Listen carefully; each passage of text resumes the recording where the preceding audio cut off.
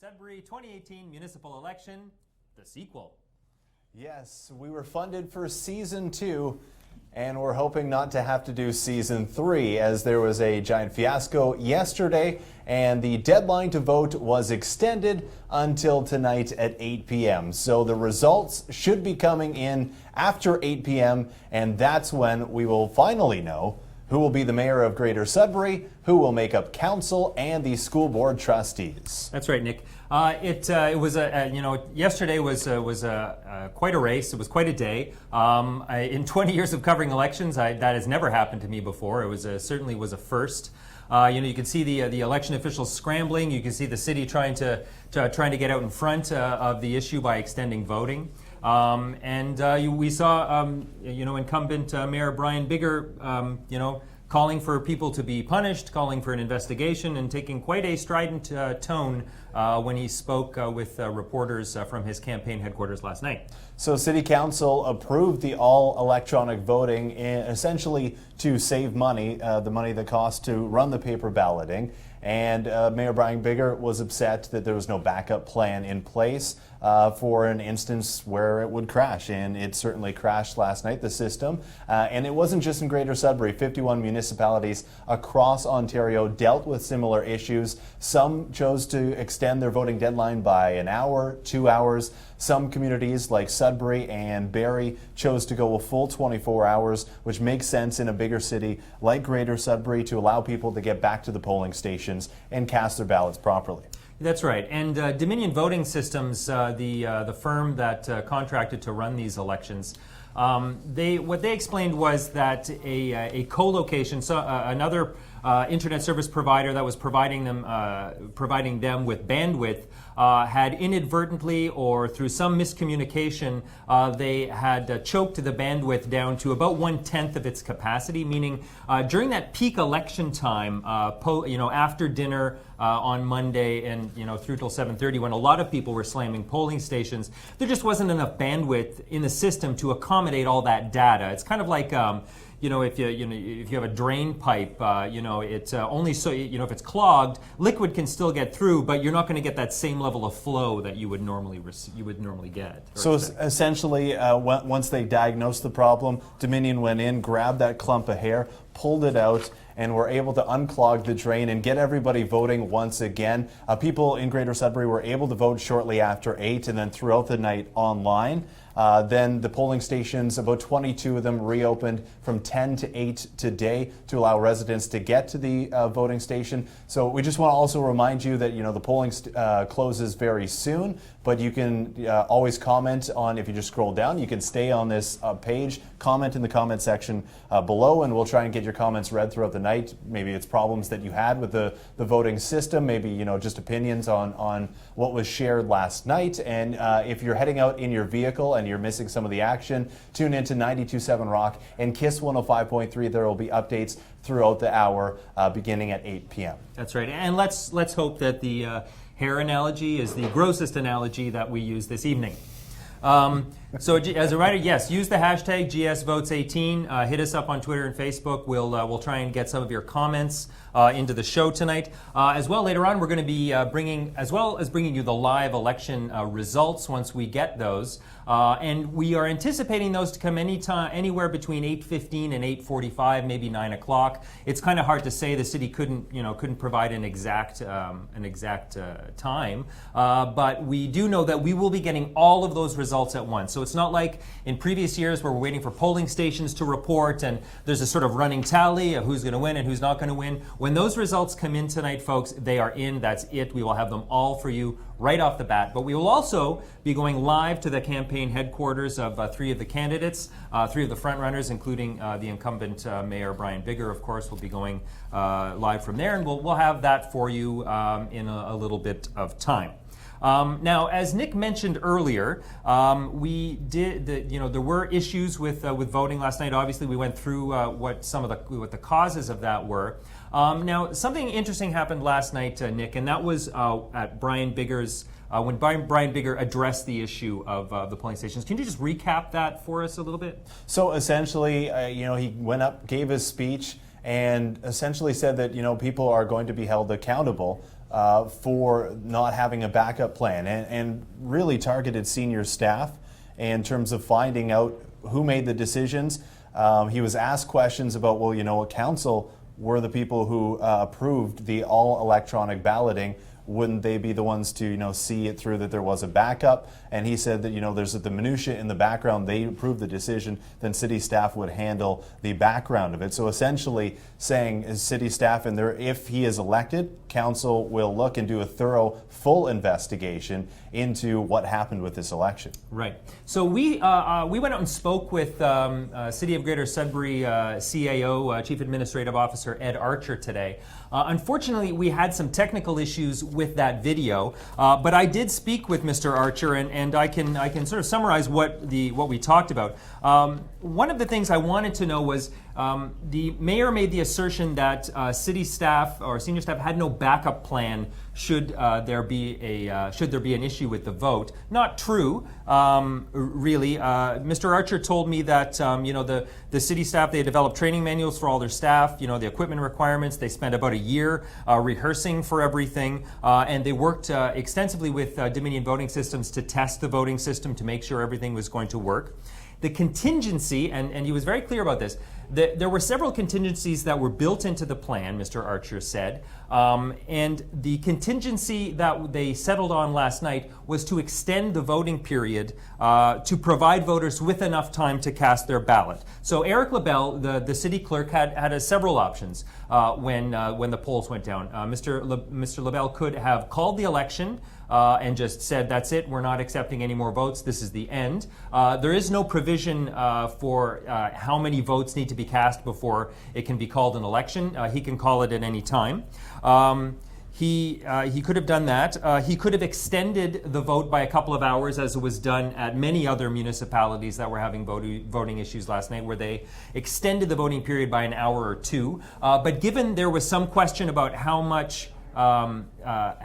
long the voting would be out, and they did not know how many people that they had lost in that hour and a half that the voting was down. They don't know how many people had gone to a polling station, attempted to vote, and gave up in frustration. So rather than leaving those people high and dry, Mr. Archer said, the backup plan that they settled on was to extend voting for another 24 hours, and that would have given, to give people ample amount of time to get to a polling station, to get to a voting help center, and to cast their ballots. And the interesting thing is with that is, like we said, Sudbury was not the only municipality that dealt with this.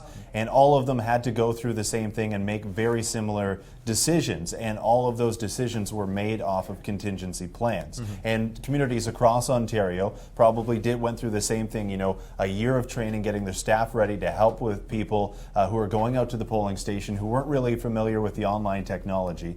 And so there was all that training, and so essentially what they're saying is there was backup plans in place. Right. And one of the other things that Mr. Bigger had said was, or suggested that maybe there should have been some sort of paper ballot backup in place for just in case something like this happened as a contingency. Now I asked Mr. Archer about that, and he said yes, that would have been that was possible. However, and this is key, what he said was, in order to have a backup paper ballot voting system in place, the city would have had to have rented tabulation machines, which are hard to come by at the moment because there are elections across Ontario, there are elections across Canada, and there are elections in the United States as well. And as well, they would have had to have ballots, specially printed. You can't just run ballots off in your home computer. There is a special system in place for printing those ballots in French and English. All told, having a paper backup system in place just in case would have cost the city about $1 million, with no guarantee that any of that would have been used. Now, one of the things, or one of the complaints that Mayor Brian Bigger said, or one of the things he said in his speech, was if elected, they would look at bringing back paper balloting. Is that something that Ed Archer had said, mentioned as well? I asked Mr. Archer about that, and he said certainly he anticipates that the new council, when they come in, will be calling for a report on what it would take for options for voting. So sticking with online, going with a mixed online paper ballot system like we had in 2014. The staff will present council with several options. Now, I mean, we had Councillor Vagnini in to talk about just that and the problems that he had with the system, and that there should have been him essentially saying maybe this was too much too quick. So, you know, last night I had a chance to digest, to think about it a little bit, and I still do think that it would be a step backwards to go back to balloting and then the option for online. I think that the best way to go forward, and I mean, I'm not on council, so I won't be making these decisions, but the best way to go forward is to have all online voting and then an option for residents if they want to have a ballot. So they would call in ahead of time and request a ballot, and then there would be polling stations set up with no online stuff. They would just be accepting those ballots. Oh, that's an interesting idea, Nick. Maybe you should run for council next time. Thanks, Mark. No, but interesting suggestion. It is. There certainly are options out there, and you know, Mr. Bagnini also brought up last night the issues with voter information cards and incorrect voter information cards going to people, or information cards for deceased people being sent to people's houses. I asked Mr. Archer about that too. He said you know, that happens in every election, regardless if it's paper or not paper. There are errors that are made on the voter cards. He said it's really too early to tell at this point whether those problems are more widespread this year than they have been in past elections, or if they are, you know, simply normal sort of anomalous errors that occur when you're trying to get voter information cards out to, you know, 50,000 people. But the biggest thing with that too is, right, it was an option. That was it the last time. It was just an option. So a lot of people were still going to the polls to fill out that paper. They didn't run into that PIN problem. They were just bringing their identification and voting in their ward. They weren't necessarily trying the PIN. I voted online 4 years ago. It worked fine. We didn't hear as much about the problems just because it wasn't the full population that were voting online or trying to vote online. Yeah, and it's hard. We expect as a news organization, and Rogers, KISS, and 97 Rock as well.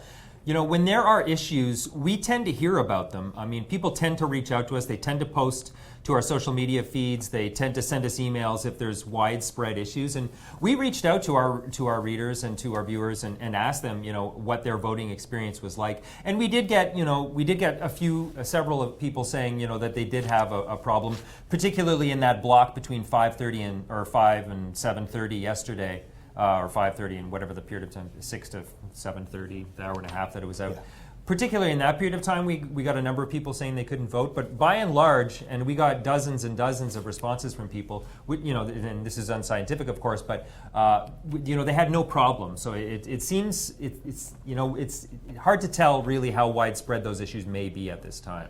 And you know, Cody Cacciati brought up a couple points when he spoke with us after the election was called or moved forward to today at 8 p.m., saying that maybe there's, you know, ways around it if they're going all electronic. Maybe there's certain days where, you know, the last Monday is where each individual ward goes out to kind of eliminate all the people going to vote at once and putting that strain on the system. Maybe there's options like that, but we'll have to see what the city decides in 4 years, right? Yeah, we'll have to see if the city decides. Oh, well, look at that. I'm getting an update on the time.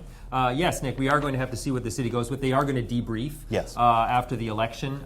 It's 7:56 right now, folks, so polls are going to close in about 4 minutes. I think we're just going to stick with you for the next 4 minutes until the polls close, and then we're going to head out to some of our reporters who are out in the field at the polling stations. We do have some video and that sort of thing we're going to share with you as well, but we really want to see what the mood is like on this second night of election 2018. Yeah, and again, hashtag GSVotes 2018. If you're on Twitter and want to have anything that we were talking about in the last 15 minutes, 20 minutes, have your say on it, go ahead as well in the comment section below on this page. You can have your comments heard, and I know that there's been some really good conversations within the public leading up to it, and especially yesterday with everything that went on.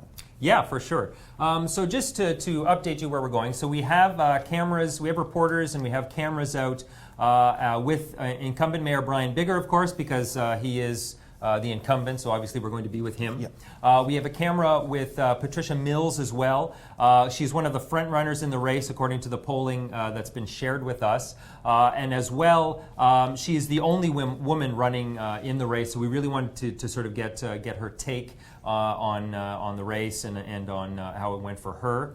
And as well, we have a camera with Cody Cacciati, who surprised many people, I think, in this race. I mean, he's young. He has no political experience. He's never run for office before, as far as I know, and he's relatively unknown. But Cody did, he did surprisingly well in this race in terms of resonating with voters. And that's one of the interesting things is there was not a whole lot of experience within the mayor race altogether outside of, incumbent Mayor Brian Bigger. A lot of these candidates, or most of the candidates, were first-time runners or second-time runners, and none had held office seats before. And typically, especially even communities around Northern Ontario, you saw people who were, coming from the federal riding or provincial riding who'd stepped in and ran for mayor, or past council members who threw their name in for mayor as well, but we didn't see any of those this time around. No, we didn't. We did not see, other than Mayor Brian Bigger, we didn't really see anyone who had held office before seek the office of mayor, of course.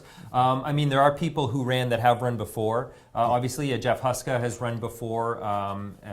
David Popescu, who's sort of a perennial candidate, although, I mean, while he is a legitimate candidate, David Popescu, he doesn't run to win. He runs to provide a platform for him to speak about his religious views. And Dan Melanson as well, runner last municipal election, and also projected to be one of those front runners. And it could be one of 5-6 candidates who end up winning this. Bill Crumplin also ran a pretty good campaign. Jeff Huska, as you mentioned. So the debates were quite interesting because there was so many voices. Like having 11 people around, it's hard to get everybody in and everybody's comments in. But there was some really good discussions and some really different points of view and some similar points of view as well. Yeah, that for sure. I had. Looks like we have. We are going to go to the Patricia Mills campaign at the moment. We have someone standing by with her right now, so we're going to go to that video at the moment. We will make Tom Davies Square transparent and open for business, and we will conduct the business of council and the city in an equitable way. I believe we deserve better. All right, we're here at Patricia Mills Campaign Party, Part 2, with Richard Eberhardt, Manager of Operations. Richard, you guys got an extra 24 hours out there on the trail today. Tell me what happened and how'd it go? Well, we spent a lot of time today talking particularly to the voters who didn't get a chance to vote yesterday, who called us, who were concerned, who talked to us about the problems that they had, and we spread the word as much as we could that voting was still online, it was still open, and that they should definitely get to the polls and cast their ballots. And we heard from a lot of people that were happy to have the extra day, as frustrating as it could be, to get out and vote. And we're so glad to hear that people did. That's great. So tell me a little bit about the campaign process. Sure. Well, we're very proud of the campaign that Patricia has run, and with the support of an amazing team. Hey, team! How's everyone doing? It's a great party here tonight. Everyone's very enthusiastic about our campaign and the message that Patricia's delivered. There's a lot of enthusiasm here in the room. There was a really great response, particularly in the last few days of the campaign, to Patricia's message at the door. So we're excited to see the impact that this extra day of voting has had, and it would be great if everything had closed out last night, but we're happy to get together with everyone a second day too. Well, polls have closed right now, and we will potentially throw to you very soon. For now, we're back to the studio, and to you, Mark.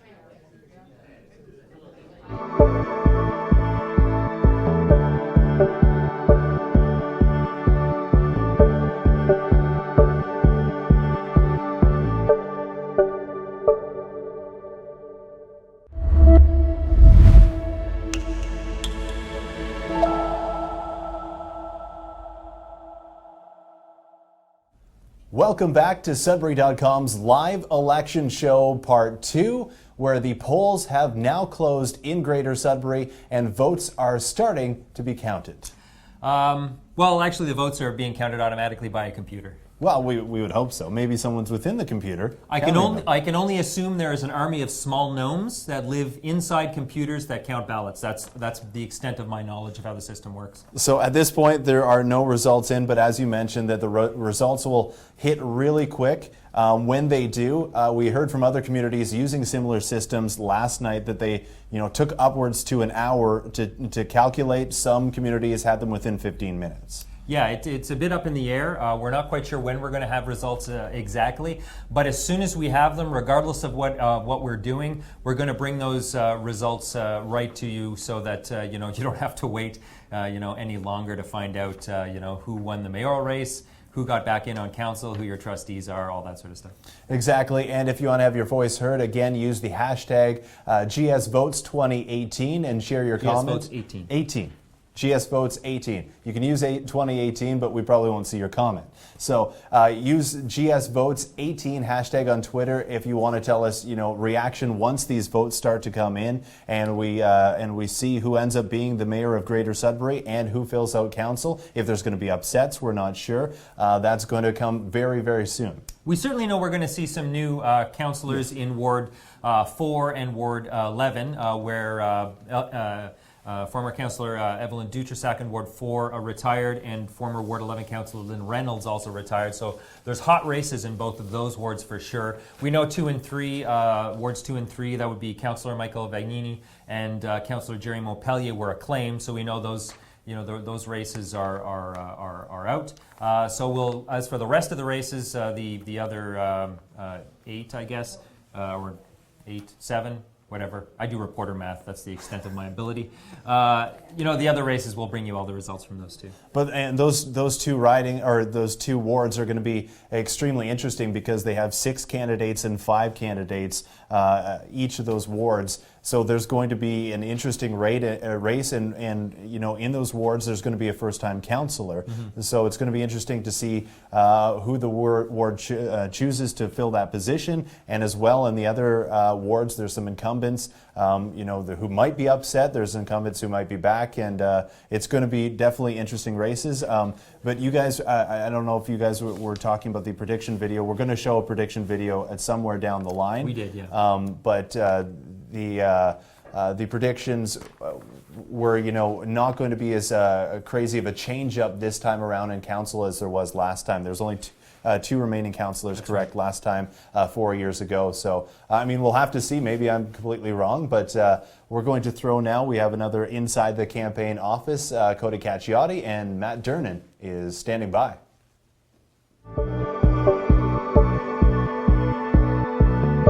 I'm running for mayor to offer citizens of this city a fresh perspective, a new voice when it comes to municipal politics. I'm hopeful to spend the next 50 years of my life in this community, and I'm hopeful that I'll be able to do it as your mayor. I'm Matt Durnan, and I am live once again at Cody Cacchiotti's campaign headquarters. I'm here with his campaign manager, Jeremy Dutton, who has been feverishly on his phone, hitting refresh, checking out the election results. We have none as of yet. Been a whirlwind for the last 24 hours. What's it been like for the camp over here? We've put our energies into working. We've put our energies into making sure that we can inform everybody as much as possible about the process, how we got to this situation, and then most importantly, doing what we can do to make sure that everybody gets the opportunity to vote. Because regardless of how this situation came about or who's responsible, we want to make sure that everybody gets the opportunity to exercise their democratic right. And do you think you guys did that today? We did our best to do it. We were spending the entire day answering phone calls and emails and making sure through social media that we could update everybody as much as possible. So we did what we could, but in the end, it's up to people to do it themselves and to get out there and vote. Okay. Now, this is a little bit of uncharted territory. You're talking about 2 election nights in a row. Yep. It looks like you guys have a good turnout here. What's the vibe like of the room? Is it a little different than last night? Does it feel a little different in the room? Are people generally still upbeat as they were last night? What's the feeling? I would say still upbeat, maybe a little more relaxed. We've all been through it this time. We all found parking downtown, so everybody kind of knows where they're going, but still positive and still looking forward to wrapping things up and hopefully celebrating later on. Okay, perfect. Thank you, Jeremy. Thank you. Okay, back to you guys.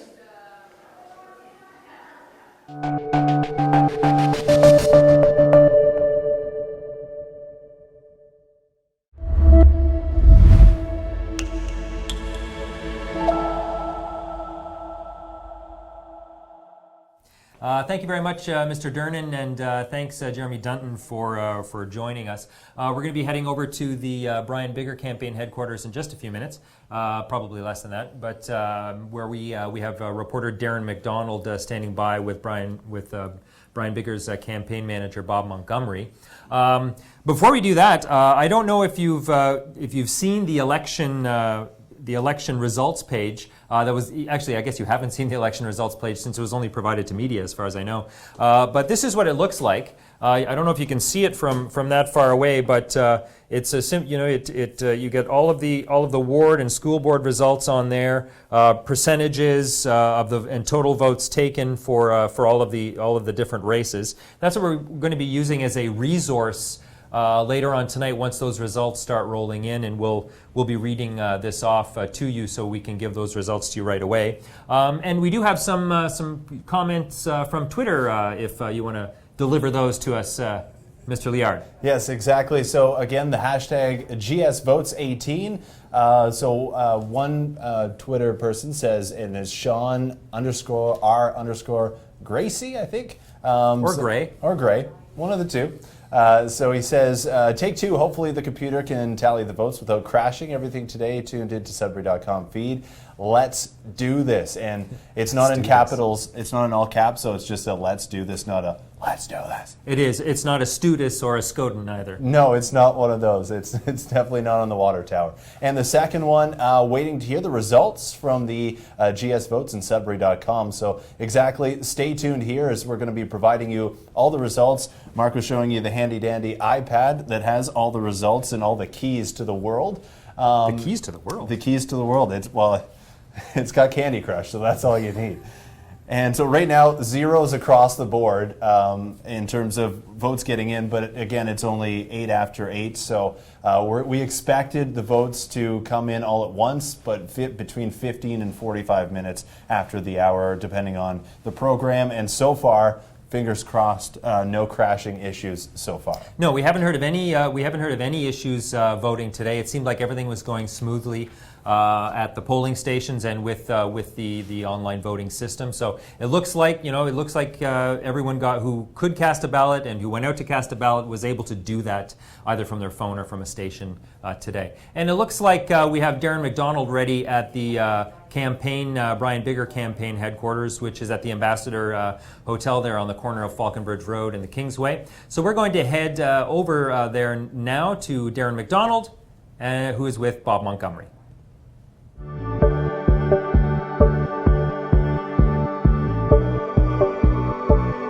4 years ago, you asked for change. And as a new council, we brought change. If this election is about one thing, it should be about not stopping what we've started. I'm Darren McDonald at the Ambassador Hotel, where Brian Biggers has his campaign party. I'm with Bob Montgomery, his manager of the campaign. Bob, you've been involved in politics for quite a while. Have you ever seen anything like what we saw yesterday with the delay of the vote? Not really. I mean, I've seen American politics take this run with the hanging shed incident in Florida, but not in Canada. Yeah, it was crazy. I wonder, you're his manager, can you give me an idea of why you decided to get involved with Brian, why you decided to support him? Well, 4 years ago, when we didn't have an incumbent running for mayor, I did my homework, and I looked at all the candidates, and I came down to the conclusion that Bigger was the choice. So I thought I'd get back in the game again, and I volunteered on this campaign, and we got him elected with a landslide. And over the last 4 years, I maintained a relationship with Brian and have assisted him in different matters in the last 4 years. And this year, I said, "Yeah, I'm in. Let's do this. Let's get you elected for a second term and get all these projects that have been stalled so long in Sudbury moving." The campaign was a tough one. It was negative. Then we had the incident yesterday with the voting problems. What I wonder is how much concern is there on the campaign that voters are going to take what happened yesterday out on the mayor? I don't think there's much issue with that. I mean, it was an unfortunate incident, but I've been out and about today, and people realize these things happen. And I'm thinking that this electronic voting is going to catch on, and the next election, the bugs will be out of it, the backup systems will be there, and Brian's going to look into that, as he mentioned last night in his interview. And I think it'll go full steam ahead with electronic voting. Are you confident that Brian is still going to win the election? I'm very confident, yes. I'm extremely confident. I think we ran a good election, a clean election, and from what I'm hearing out in the community today, I'm extremely confident that we will be successful and have a second term this evening. Okay, thanks for your time, Bob. Thank you, Aaron. Back to the studio.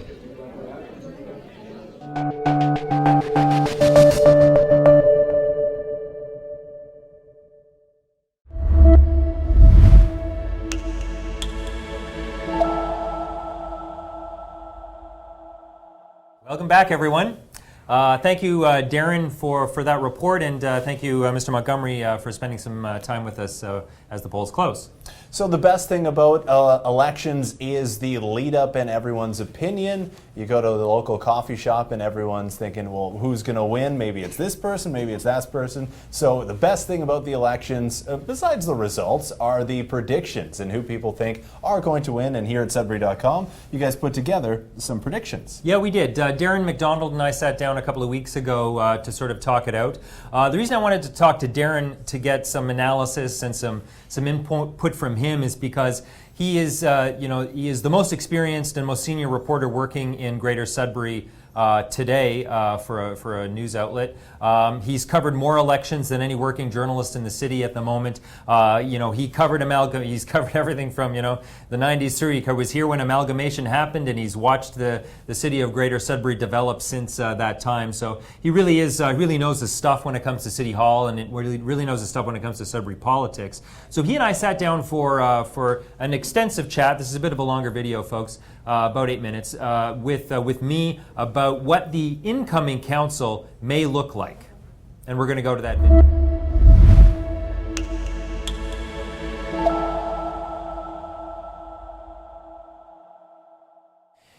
All right, in Brian Bigger, we may have Greater Sudbury's first two-term mayor. In every election since Amalgamation, it seems, anyway, to me, that Sudburyans have demanded change for one reason or another. What's the sense this time? Well, I mean, we have a fairly interesting history. We've only been around for 18 years. The first mayor was Jim Gordon, who didn't run for re-election. He retired. The second mayor was Dave Quartermash, who was the only sitting councillor who ever ran and was elected for mayor. His term didn't turn out that well, and when John Rodriguez was elected in 2006, he was quite popular. He's the famous bus driver. Yeah. He had the support of council. But he was a lifelong opposition politician. He was certainly very good at, speeches, but he ran into trouble getting support from the then Liberal government for his legacy projects. Mm-hmm. People saw the price tag, they got very upset. And in 2010, Marianne Matichuk sort of seized on that public anger, swept to power. But again, she wasn't a lifelong city politician. She didn't have a lot of experience. She struggled. She couldn't get them to buy into her agenda. Into her agenda, yeah. And one thing that changed when Brian Bigger was elected in 2014 is that he was able to, on most votes, get a majority, get the 6 or 7. They acted quickly. They got rid of the slush funds right away. They approved Maley. It can't be stated enough that the council that was elected in 2014 was elected with extreme pressure to get along, to work as a team, to accomplish something. Coming off of the Matichuk term where there was this, entrenched, intractable position and this wide gap between what the mayor wanted and what city council wanted. And I think that frustrated the electorate to no end. And I think that, forced the new council to want to get along, to want to work together, to want to accomplish something. Agree? Well, one of the hallmarks of a good mayor is that they're able to get support for their agenda, and that was Jim Gordon's strength. He was always, by hook or crook, able to get enough votes to get his agenda passed. Yeah. And that's one thing that Marianne Matichuk really struggled with. It was something that ultimately John Rodriguez struggled with. And it was something that Brian Bigger managed to get around. He was a real process guy, the big projects, and he was able, for whatever reason, to get enough votes to get stuff approved, to get Mealy approved, MR 35 approved, a whole bunch of projects. And whether or not you like the decisions, at least they were making decisions, and that's something that's really been haunting Greater Sudbury since we formed. The one thing that was the hallmark of the 2010-2014 council is they would push decisions down the road, like the arena. They would order report after report, and they would roughly reach the same conclusions we did in a new arena. Yeah. But there's just never any consensus.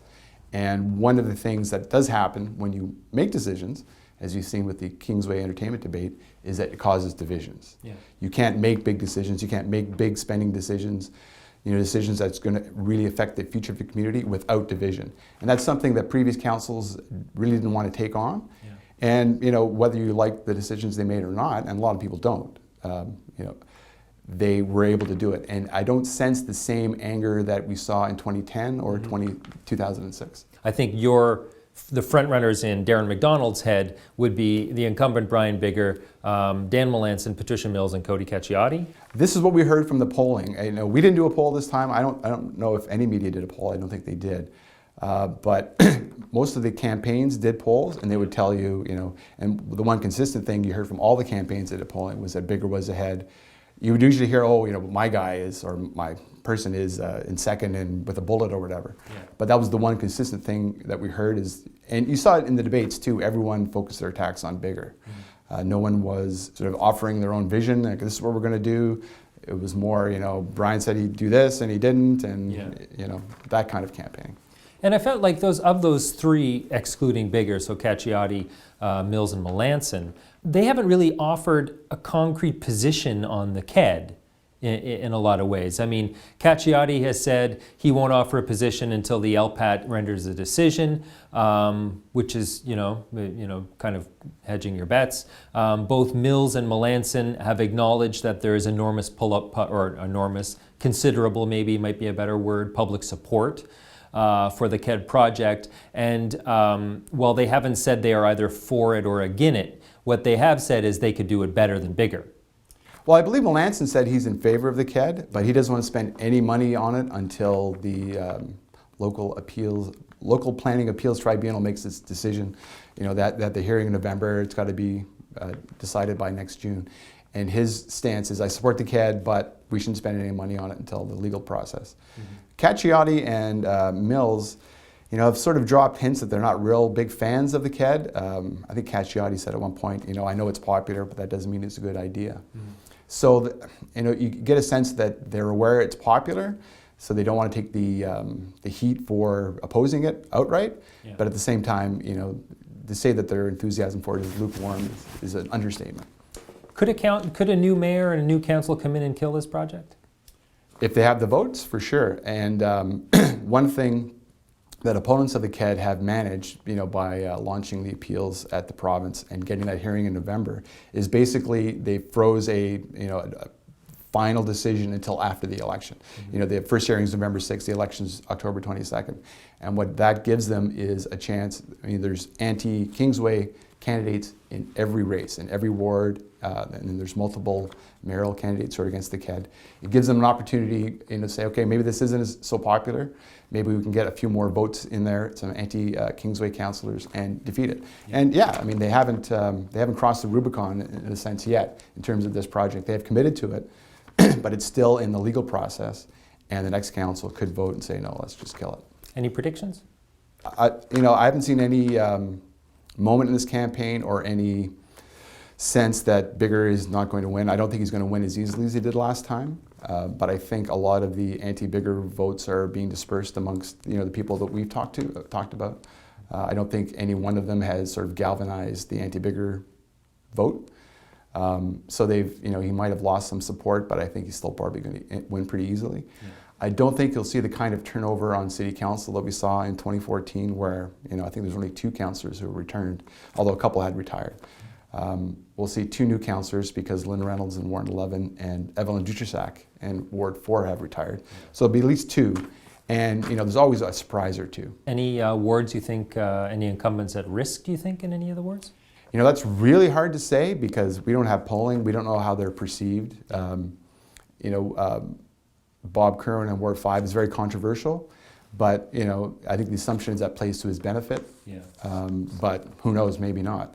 Mark Signoretti in Ward 1, he's been very vocal, in supporting, in opposing the Kingsway.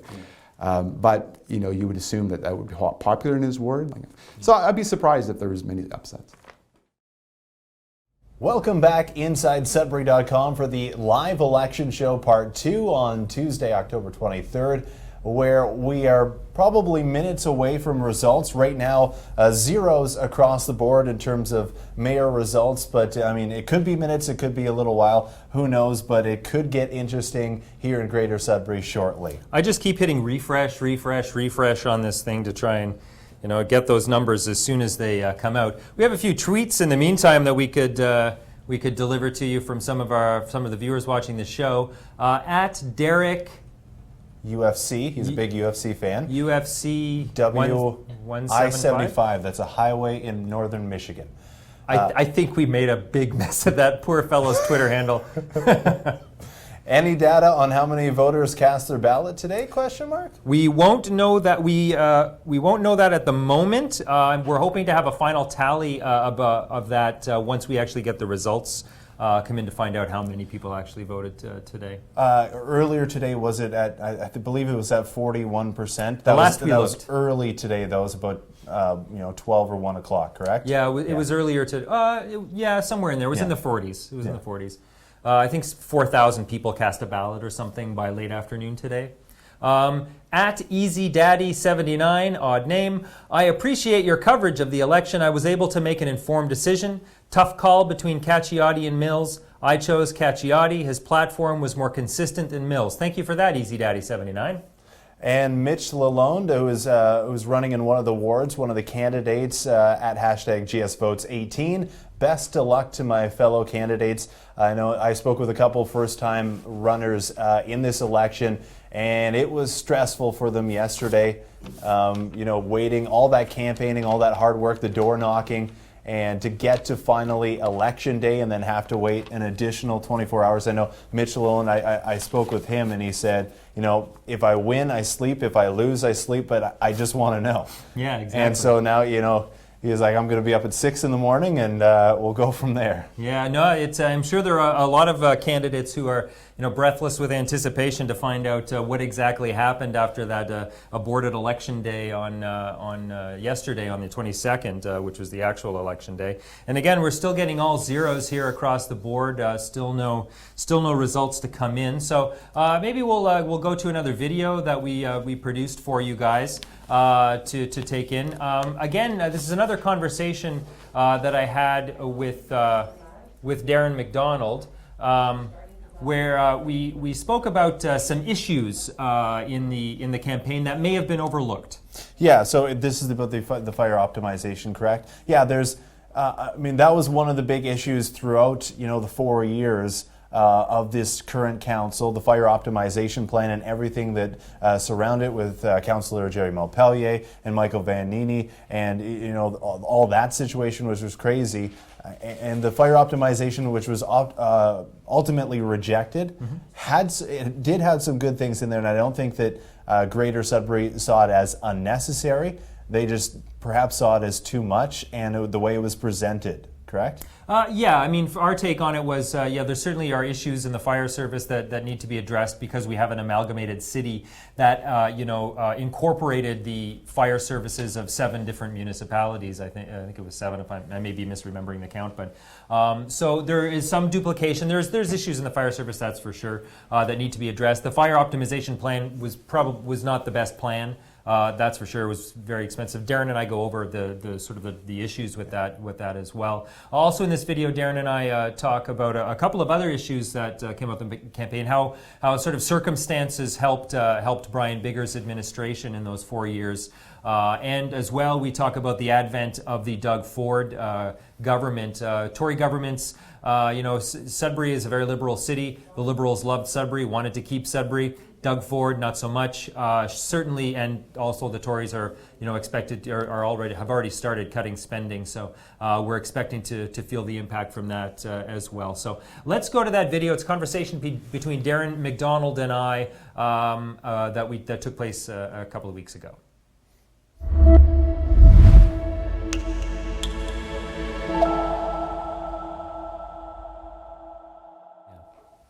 Amalgamation, I mean, it came up in this election sort of towards the end of the campaign period. Dan Melanson came out with this idea a few weeks ago about the decentralization of services, which is, I guess, kind of a tip of the hat, I guess, to people in outlying communities of Greater Sudbury who feel that they received sort of short shrift on the amalgamation ticket. They were promised more services at less cost, and feel that at least some of them feel that they received fewer services for more costs. There at least is that perception out there. What does this decentralization, do you think, mean? I think I'm the only working journalist who was actually around during the amalgamation process and who sat through all the meetings. And I can tell you the idea was never that people are going to get more services for less money. Yeah. The idea was, people should expect the same services they're getting now, but with fewer politicians and staff. Yeah. What happened was, once the city became a reality, there was a push to equalize services everywhere, and that raised costs.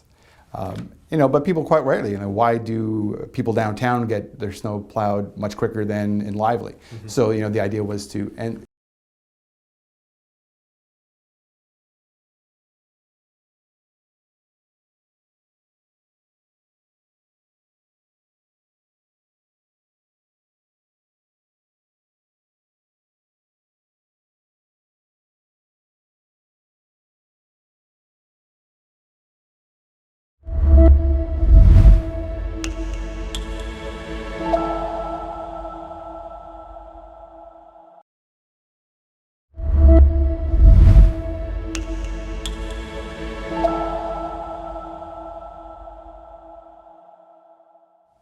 Post-election, Bigger, if he's re-elected, is going to have to contend with Councillor Michael Vagnini and Councillor Jerry Montpellier, who are acclaimed in wards 2 and 3 respectively. They are very much outliers on council. They're somewhat unpredictable in what they're going to support and not support and positions they're going to take. I guess what I'm asking, though, is if Bigger is re-elected, can he hold council together? That will be, if he is re-elected, one of the reasons would be because of the fact that he was able to have some level of council unity, at least build coalitions for his votes. Mm-hmm. The one thing about both Vagnini and Montpellier is that they're still very angry. And I think one of the reasons they were acclaimed was they're still angry about the fire optimization process. And, quick refresher, that was incredibly expensive plan to harmonize fire response times across the city, but it also involved reducing reliance on volunteers and hiring a whole bunch more full-time firefighters. And if you recall, the public meetings on that were extremely heated, especially in Lively and in different parts of the city. And that is where both Vagnini and Montpellier were ultimately accused of harassing city staff. Yeah. And were subject to a internal investigation that they said was illegal, and they're still very upset about that. It's a little ironic because I think their leadership in opposing the fire optimization plan is the reason they got acclaimed, or at least a big reason. Mm-hmm. But at the same time, that issue still has to be addressed, and we still have to get together on it. Yeah. And I'm very curious to see how those kinds of issues will be dealt with. One thing the Liberal government was known for, the provincial Liberal government, was they had really, really good relations with the full-time firefighters union. Mm. That is not the case anymore, and in fact, the Ford government has come out with proposals to reduce the qualifications for firefighters, which obviously would favor volunteers. Yeah. So it'll be very curious to see how that progresses. The firefighters, the full-time firefighters union, for the first time since 2003, have a provincial government that's not on their side, and is sounding like it's hostile. I wonder how that's going to translate locally, whether or not we'll see more emphasis on building up volunteer firefighters. Mm-hmm. But even best case scenario, even if that happens, that doesn't address the massive capital costs that are involved in updating and modernizing our buildings, our stations. I mean, it's hundreds and hundreds of millions of dollars, and we don't really know how we're going to pay for it. One of the reasons Greater Sudbury was created, why amalgamation happened 18 years ago, was because of these issues, because the smaller towns individually couldn't afford to maintain and renew their infrastructure. Yeah. And the idea was, at least, that a bigger city would make, be able to have more spending power and make more rational decisions. It's a massive problem that this council is going to have to address. Raised two issues there. One is the sort of the ongoing issue of amalgamation, which I'd like to talk briefly about. The other issue, though, you've raised is the advent of the Doug Ford government. They came in, one of the first things they said was, look at the size of this deficit that the Liberals were hiding from everyone, which is, the old chestnut that every new government comes in and suddenly discovers a massive deficit that they're going to have to, we're going to have to cut spending, we're going to have to blah, blah, blah, blah, blah. But the Ford government really does intend on driving forward with cuts to spending and all sorts of stuff. So the largesse, maybe, the government largesse that Sudbury enjoyed under the Liberals since 2003, those days are numbered. Yeah, I don't think just Sudbury's going to be affected. We always talk about new governments coming in and claiming larger than expected deficit. But the Liberal government was particularly guilty of that. You think of the Fair Hydro plan and the hidden costs there. How often they were denounced by the Auditor General. So there is a big problem. The Liberal government themselves acknowledged it, just as McGuinty was going out, and they laid out all these fairly tough measures they had to do to get balanced. Wynne came in and just kind of threw that out the window because there were a lot of very tough political decisions to make. And I think, two things. One thing, it'll be a big test of the Ford government, how they handle the deficit. They're clearly going to yell as loudly as they can, this is all Wynne's fault. I assume, while simultaneously they take some tough measures to deal with the deficit. Yeah. That's the hope, at least, because, especially with Donald Trump, you think a recession's coming. So you want to get your house in order, as fast as possible. The other thing is, really since 2003, we've had a government that has been very generous with the cities. Yeah. Particularly since Justin Trudeau got elected and the brief reign of Kathleen Wynne, there is a lot of infrastructure money.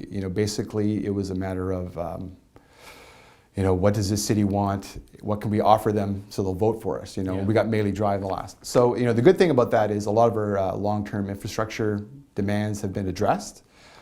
The downside of that, obviously, is the next 4 years it's going to be very difficult. There's going to be spending cuts. And that is going to put incredible pressure on property taxes. Mm-hmm. When the grants, when the funding sources dry up, there's only one taxpayer, as people like to say. And if we're not getting more of that tax money from the province, we're going to have to get it from property taxes, or we're going to have to cut spending. And that is one thing that we haven't heard this campaign at all. Is anybody talking about selling off Pioneer Manor? That used to be or freezing taxes, or getting out of the business, certain things. No one has talked about that. Everyone has pretty much talked about, towing the line and keeping spending where it is. Yeah. So I wonder what a bigger government that doesn't have all this infrastructure money. He was very fortunate. In 2014, he was elected, with the reputation of being the Auditor General who fighting corruption. He really ran on that. And that really swept him to office. And then when he got elected, that was followed by Wynne and Trudeau, who were ready to spend money on cities. So he had a lot of money to work with. Should he get reelected this time, it's going to be a very different sort of landscape for the city. And he never one of his major campaign, sort of promises, if you want to call it that, was I'm the Auditor General, I know where the money's hidden, and then he didn't deliver on that. You can certainly argue that. I'm not sure. I witnessed the P6 process, and that was when they had to save $6 million to freeze taxes in the first year. Yeah. And a lot of it came out of reserve funds. There were some, savings, significant savings, but really what got them over the finish line was using reserve funds, and that's the kinda cheating. robbing Peter to pay Paul, right, down the road. What I'm curious to see is what kind of fiscal restraint this next council is going to have to show. Whether it's in terms of tax increases, spending. They've taken some things in-house. We've talked a bit about animal control.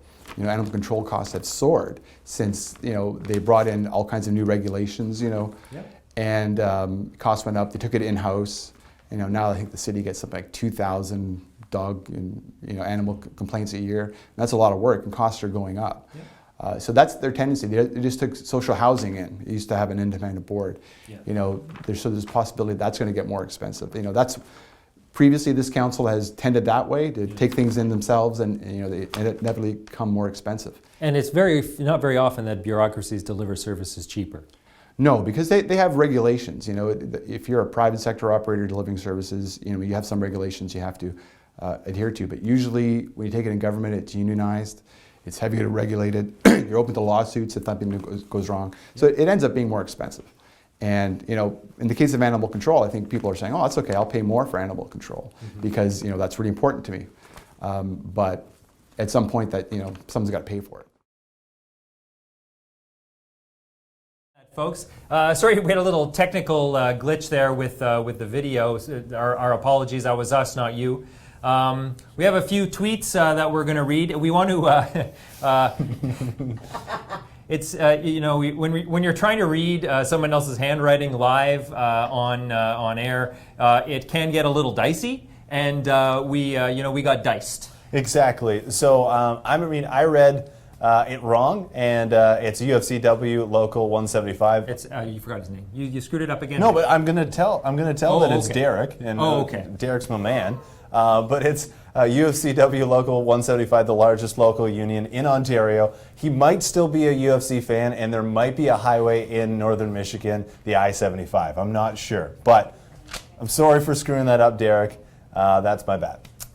At LaFontaine Max, so stoked for the results, he says. A couple extra O's in there too, so you can clearly see just how stoked he is. Very stoked. Haley Short. He's 4-0 stoked. Haley Short tweeted us that she is patiently waiting for the results while being festive, and she tweeted a picture of carving pumpkins while watching our election show. I mean, nice. That's a winning combination right there if I've ever seen one. Pumpkins and elections? Yeah. That's my campaign slogan the next time I run. Perfect. There we go. A pumpkin in every home. A buck of pumpkin.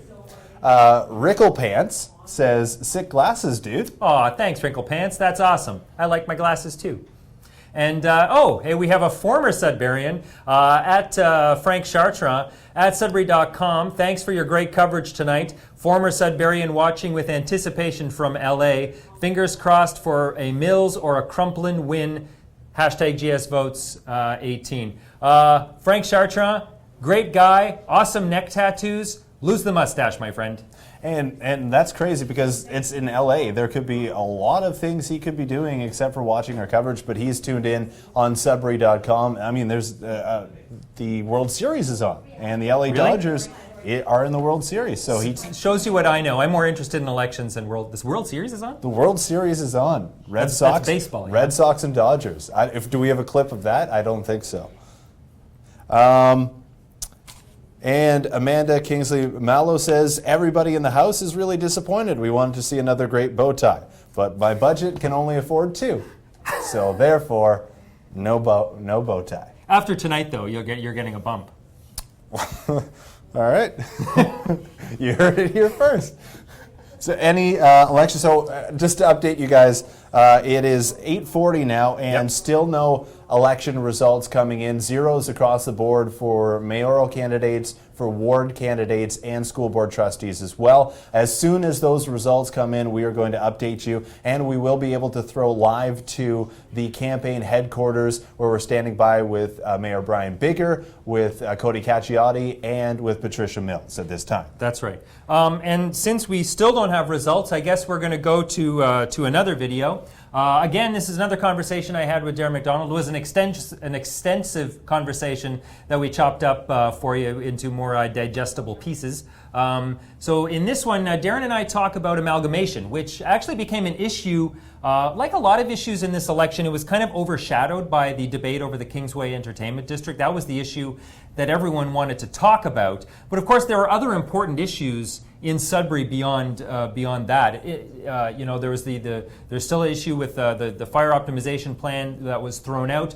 The issues that it was attempting to address, insufficient equipment, trouble, duplication of services, loss of some services, lack of ability to recruit enough volunteer firefighters. All those issues persist, and as well, there is some tension maybe that exists between the outlying areas and the core of the city in terms of a perceived fight for services. And it seems like it's always been an issue since amalgamation happened, whether it was a good idea or not a good idea. But this municipal election, it was a bit different because candidates actually ran and used amalgamation in their platform, or de-amalgamation as you would have it. So actually candidates included that in their platform and were using it when they were knocking on doors, especially in those outlying areas. I'm not sure. Well, de-amalgamation, I mean, there was certainly, Michael Vagnini was someone who used the term de-amalgamation, but he sort of clarified himself a little bit later and retermed it decentralization. We're not quite sure exactly what Mr. Vagnini or Dan Melanson, who adopted this decentralization idea and made it a part of his campaign. We're not sure, sorry, I'm just refreshing. We're not sure here if what exactly they meant by that. It seemed like they we're talking about centering, having some sort of office in outlying communities. Rather than directing everyone to call Tom Davies Square to get their questions answered, they could go to they could go to a local office in their area, speak to someone who understood what street exactly they were talking about and the issues on that street. It was a little unclear to us exactly what they meant by it, but Darren and I do talk about some of these issues in this brief conversation that we're about to go to. So let's throw to that video now between Mark Gentili and Darren McDonald.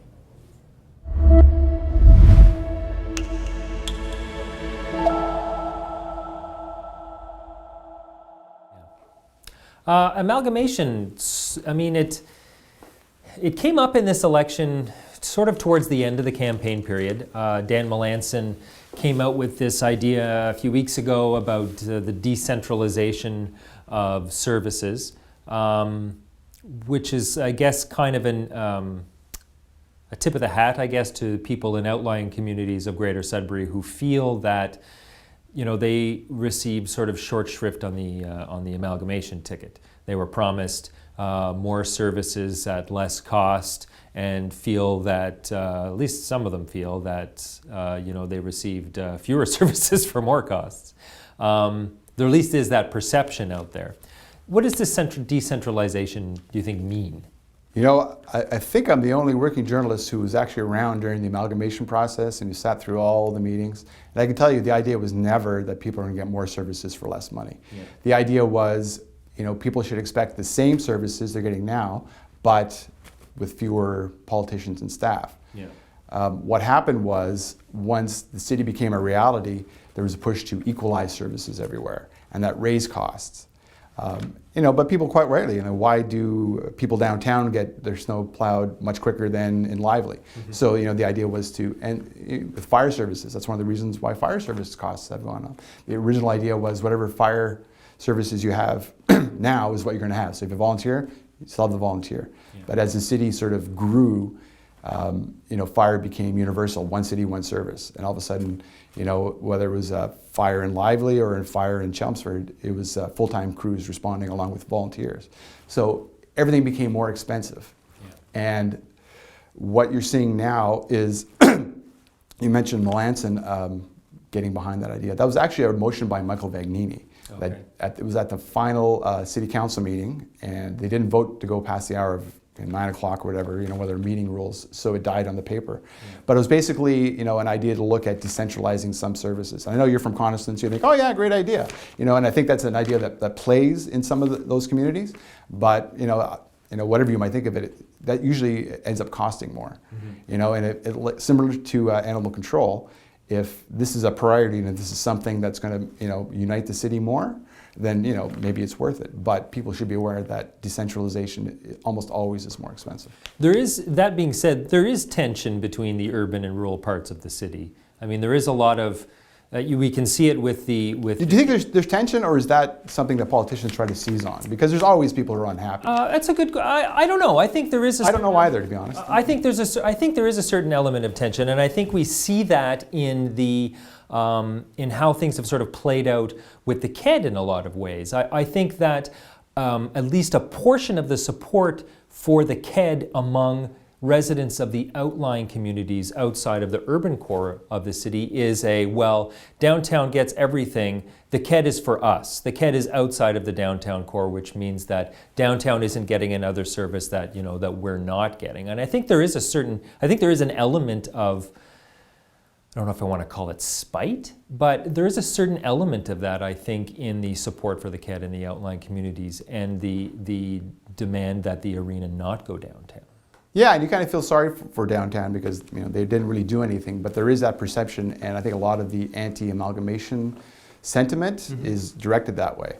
And downtown's a bit more complicated because a lot of people, when they, especially in the outlying communities, when they visit downtown Sudbury, it's just to do something. So they can't find parking. If they get a ticket, well, they're very angry. Yeah. If they're walking up the street, and there's, a needle user, well, they're scared. Yeah. So they get a very narrow and very negative view of downtown. Because we live here, we work here, we know it's a great place and it's safe. Yeah. It is. The downtown is very safe. It's wonderful. But if you're just coming in from Chelmsford for a doctor's appointment, you can't find parking, get a ticket, and you see someone shooting up. Yeah. None of that is, downtown's fault, but it increases the hostility, I think. And it's kind of and not to minimize it in any way, but it is. Sudbury is one of the at 160,000 is one of the major cities in Ontario. There are, being a city, there are attendant issues that come up with being a large urban center. Visibility of drug users and homeless and the homeless population is one of those issues that you have with being a major city. Yeah, and that's another issue that this council is going to have to tackle or try and tackle after the election. The Doug Ford government is not open to safe injection sites, but even those are band-aids. Those aren't real solutions. If they want people to come downtown, they're looking at building the arts center, the library, the art gallery. They have to make sure that people feel safe. Yeah. Brian Bigger, mentioned something about that, putting a police storefront in the Rainbow Mall. Yeah. But those are real band-aid solutions. I'm not sure if it's it's something that this council can really address. Putting a pop-up police station in the Rainbow Center 2 blocks from the police HQ just seems kind of, I don't know how efficacious that would be. No, but it's, I think it's an attempt by him to address an issue that's on people's mind. Yeah. And, to be honest, what is the solution? I don't know. And I've talked to healthcare professionals about this and, police, and no one really knows what the solution, there's no magic bullet. Yeah. And it's something that harms perceptions of our downtown. And the thing is, that's where most of the social services are. That's where the Samaritan Center are. Mm-hmm. So it's where most of the vulnerable people are going to be. Yeah, for sure. And not that many people live downtown. And that's one thing that this council hasn't done a good job of, is promoting residential living downtown. They haven't been able to really crack that nut. I'm a bit of, I don't know where we see eye to eye on the safe injection site issue. I think that if the province isn't going to do something, then cities really should sort of step up. The opioid crisis is not getting better. It's more people are dying, and the prevalence that we downtown of there's certain areas of downtown where you do find a preponderance or an abundance rather of discarded used needles and syringes, which does pose a health risk. I mean, it poses a health risk to people who are struggling with drug addiction, and it poses a health risk to people who may become accidentally infected with some sort of bloodborne pathogen from a dirty needle. So I mean, there are public health risks that have to be taken into account. Yeah. But more broadly speaking, it plays into the perceptions of downtown, mm-hmm. and the the sort of post-amalgamation irritations or resentments that people have. Yeah. It just kind of feeds all into it, by no fault of its own. I mean, no one downtown asked for this problem, and no one wants it, but there it is. Do you think that Melanson's idea of these sort of decentralized hubs is a kind of attempt to sort of heal that kind of rift that some people feel exists between urban and rural parts of the city? And not Melanson, but when I hear politicians in general making those kinds of statements, I think they're just trying to capture that vote. They're trying to, one thing that politicians do today more than ever is they know that angry people vote. Mm-hmm. So they try to appeal to angry people because they believe that they're going to get out and vote. They're motivated.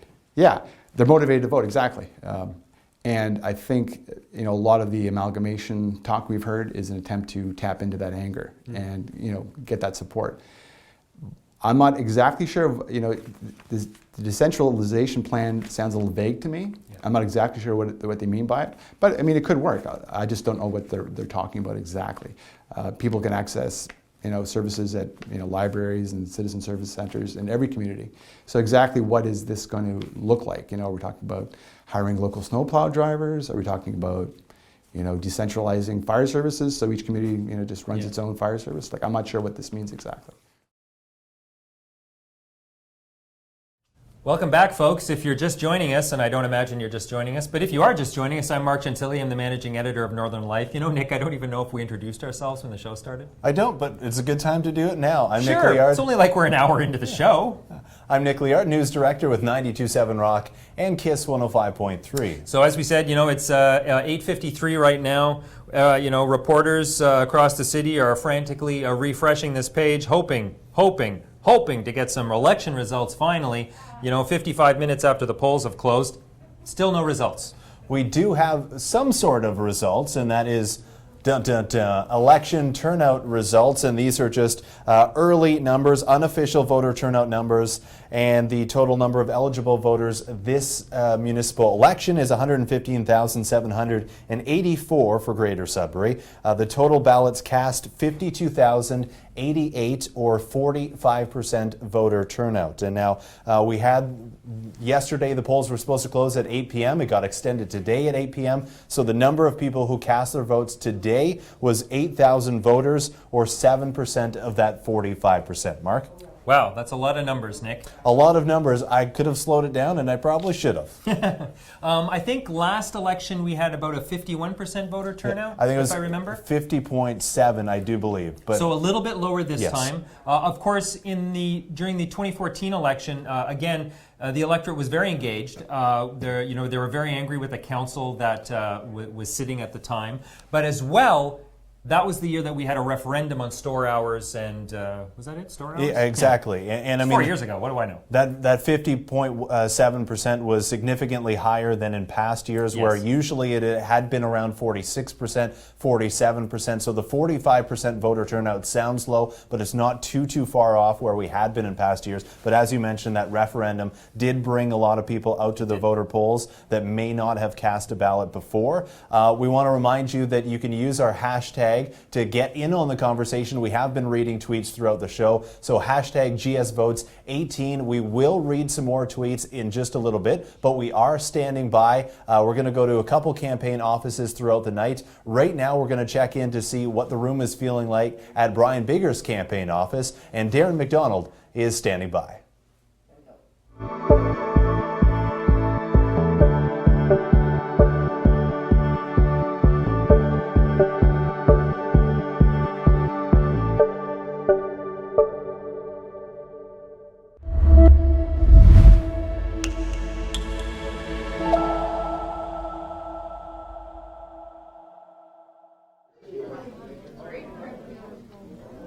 We're here at Brian Bigger's campaign victory party.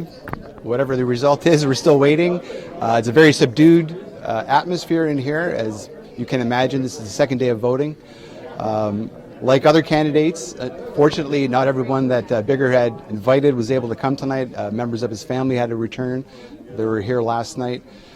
Everyone is on tenterhooks waiting to see what the result will be. This is certainly an historic election. Should Brian Bigger be reelected, he would be the first mayor in the city's history to be reelected. The big issue this event this campaign season obviously has been the Kingsway Entertainment District.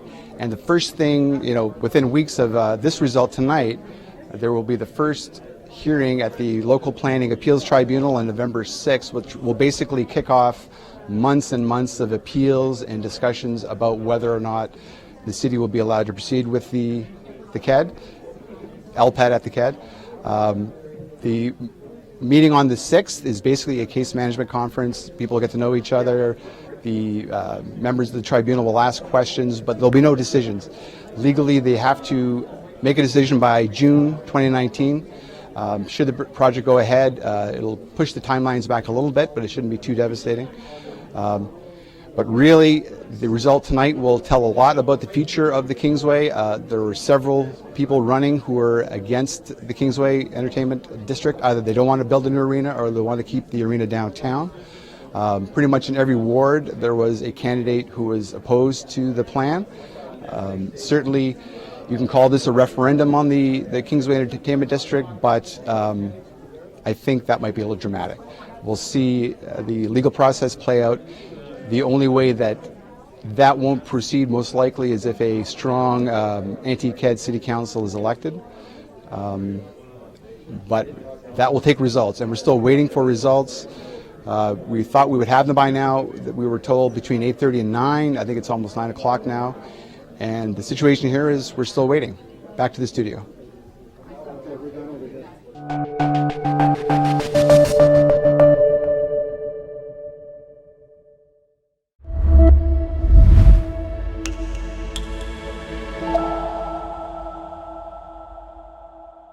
Sudbury.com's live election show, where we are still awaiting vote numbers. The polls did close at 8 p.m. and we are hearing that there is no significant problem with the voting system and the voting counting system. In fact, the official results will be released in full once they have been certified by the city clerk. I'm not sure if he's having a sub or lunch or dinner or something like that at this point. Probably not a good time to do so. I don't think we're going to speculate about the eating habits of the city clerk. Okay. He's had a rough couple days. Very true. But what we will do is we've been doing this throughout the night as we're trying to keep you updated with the voting count. Is we've been taking to Twitter using the hashtag GSVotes18 to bring you some of the conversation that's going on throughout the city and abroad. We had someone from LA who's tuned in to watch the live election show. So, I mean, appreciate all across the country, all across North America tuning in. Let's read a couple right now. I'm going to take. I'll take this first one. At Jeff McGarry 4, hashtag GSVotes18. Mark, you rockin' the Woolies and Converse tonight. You know it, my friend. I only rock the Woolies and Converse. That's all I wear. Your feet must be hot. No, actually, fun fact. Okay. Wool socks, as my dad always liked to say, wool socks, you may think they're hot, but they actually form a nice air cushion around your foot. It helps with absorption, keeps the perspiration to a minimum. Pro tip, folks. Yeah, still no votes in yet. Derek, UFCW 175. He's our new fan. He's my new favorite guy on Twitter. He's definitely my new favorite guy. I'm giving him a follow after this show. You both are doing a great job, and we thank you, Derek. And again, sorry for the screw up of your name. Christine. All right. Well, it's HRYCIW. Is that Ukrainian? I'm Ukrainian, and I don't know. Packing lunches and waiting for election results. That's a good thing to do. Multitasking. That's kind of what we're doing right now. So GS Votes, again, the hashtag 18 at Sudbury.com as well. Yeah, and Ashley Hurley, RD. Hello, Ashley. Ashley is a new local registered dietitian in the city. She wrote a nutrition column for Sudbury.com for quite some time. She's a fantastic writer, great dietitian, really knows her stuff. Science-based medicine, she's the real deal. Ashley Hurley tweeted at us, 11 mayoral candidates splitting the vote.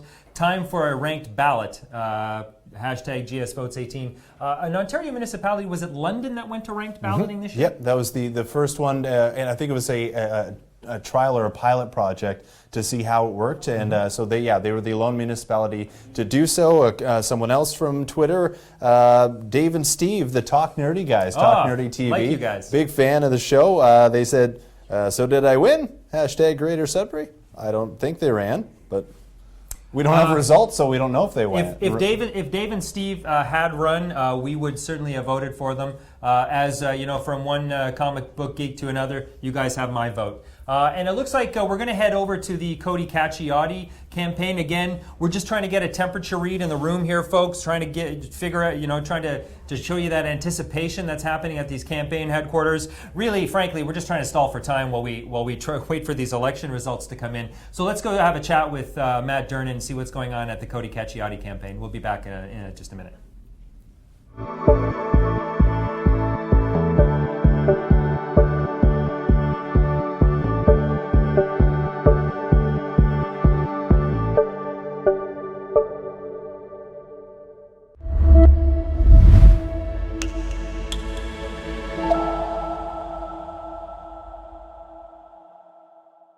With Sudbury.com. We are here at Cody Cacchiotti's campaign headquarters. It seems a little livelier than Mayor Bigger's campaign party, but the mood here is pretty much the same as everywhere. It's a lot of hurry up and wait.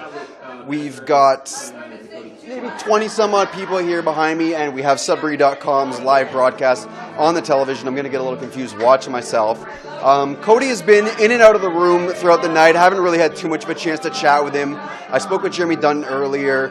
The mood is good here, though. Everyone's feeling very positive, despite the fact that it has been a long, kind of arduous process over this last 24 hours. Everyone here was here last night. They're here again for another night. So there's a lot of just waiting right now.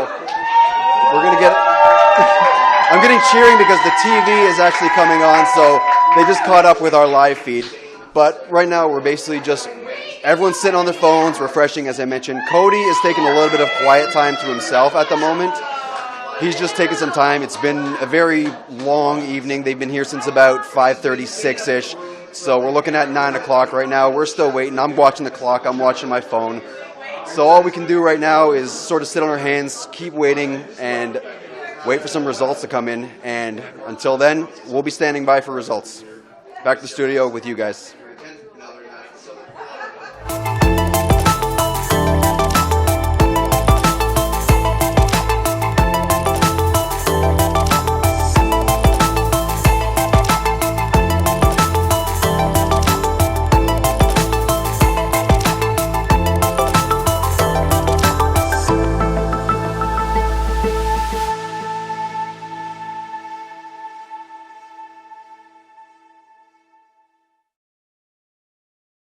Well, it's certainly a lively party over at the Cody Cacchiotti campaign HQ, eh?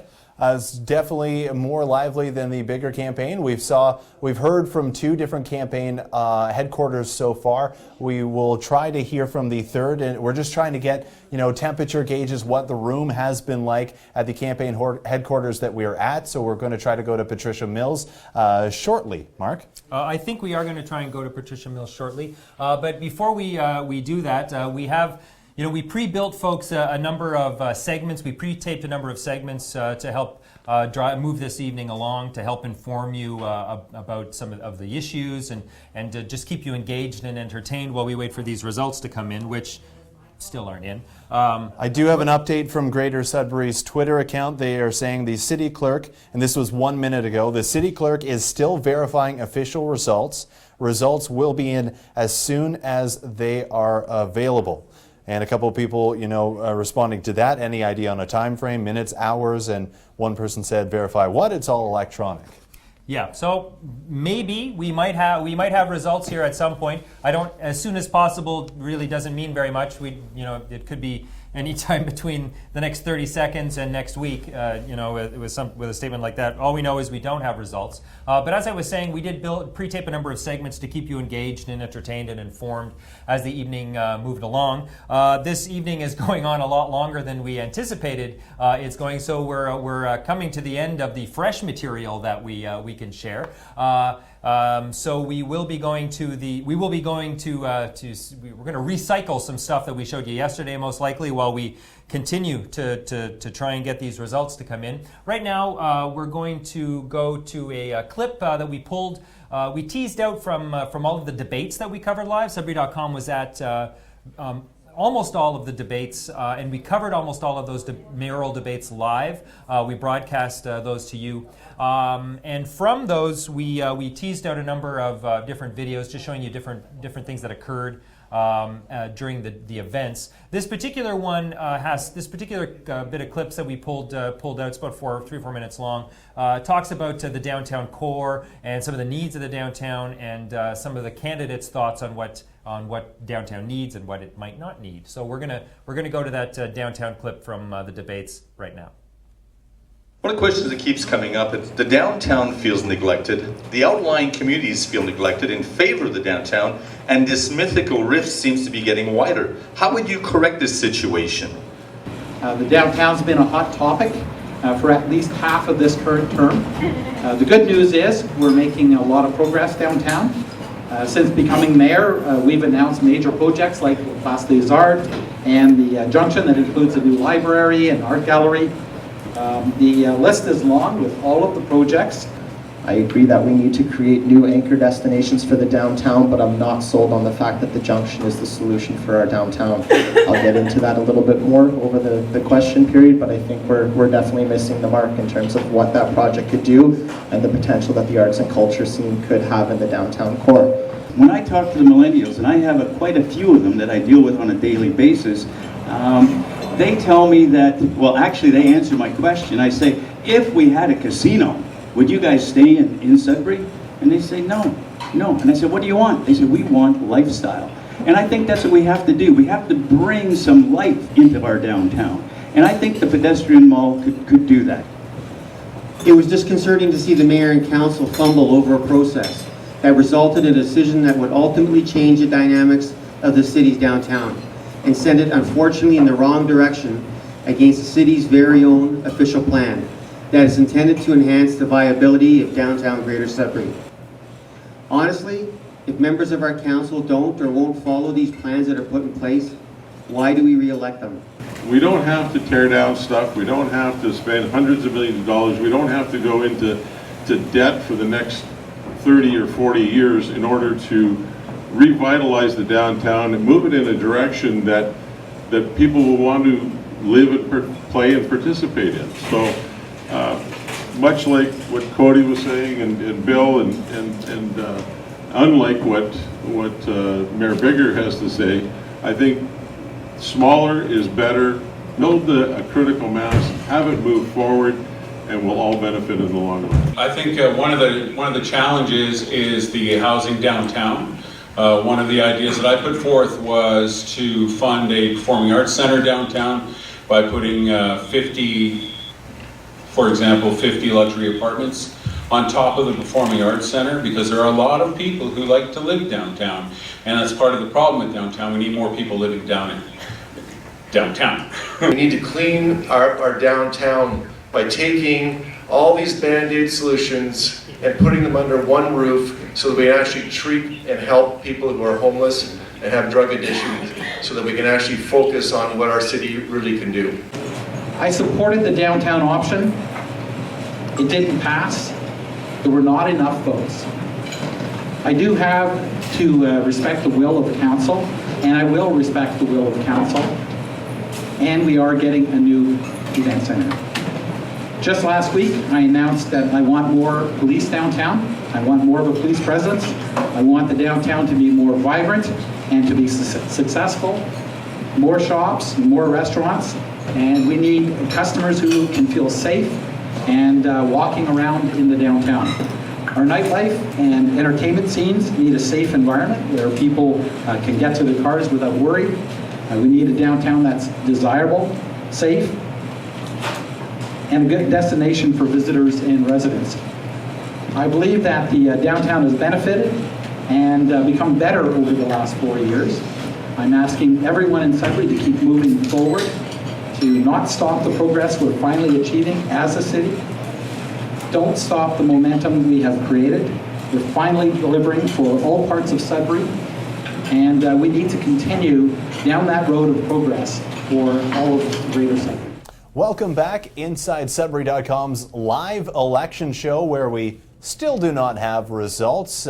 We continue to go on with zeros across the board for the mayor race, the council race, and the school board trustee race. But what we have been able to do is bring to you some engagement from Twitter. Again, the hashtag GSVotes18. GSVotes18. So, oh, sorry, I was refreshing. I wasn't listening to what you're saying. We're reading tweets now. Is that what we're doing, Nick? Thanks, Mark. Way to pay attention. I'm only half engaged. Are you refreshed or? I am not refreshed. That's the point. I will take it then. Sure, go for it, my friend. At Shan Crispo, my bedtime is quickly approaching, waiting for results. It might be like Christmas morning where you wake up and unwrap results tomorrow. Unwrap the mayor with us. Thanks very much. I hear you. I hear you, Shannon Crispo. We're getting tired here too. So at D Stick, is that what that says? Dia Stick.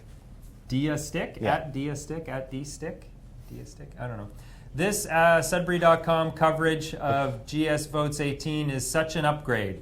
The hosts are in stereo, so my left-right wiring is correct. Glad to hear that. That's awesome.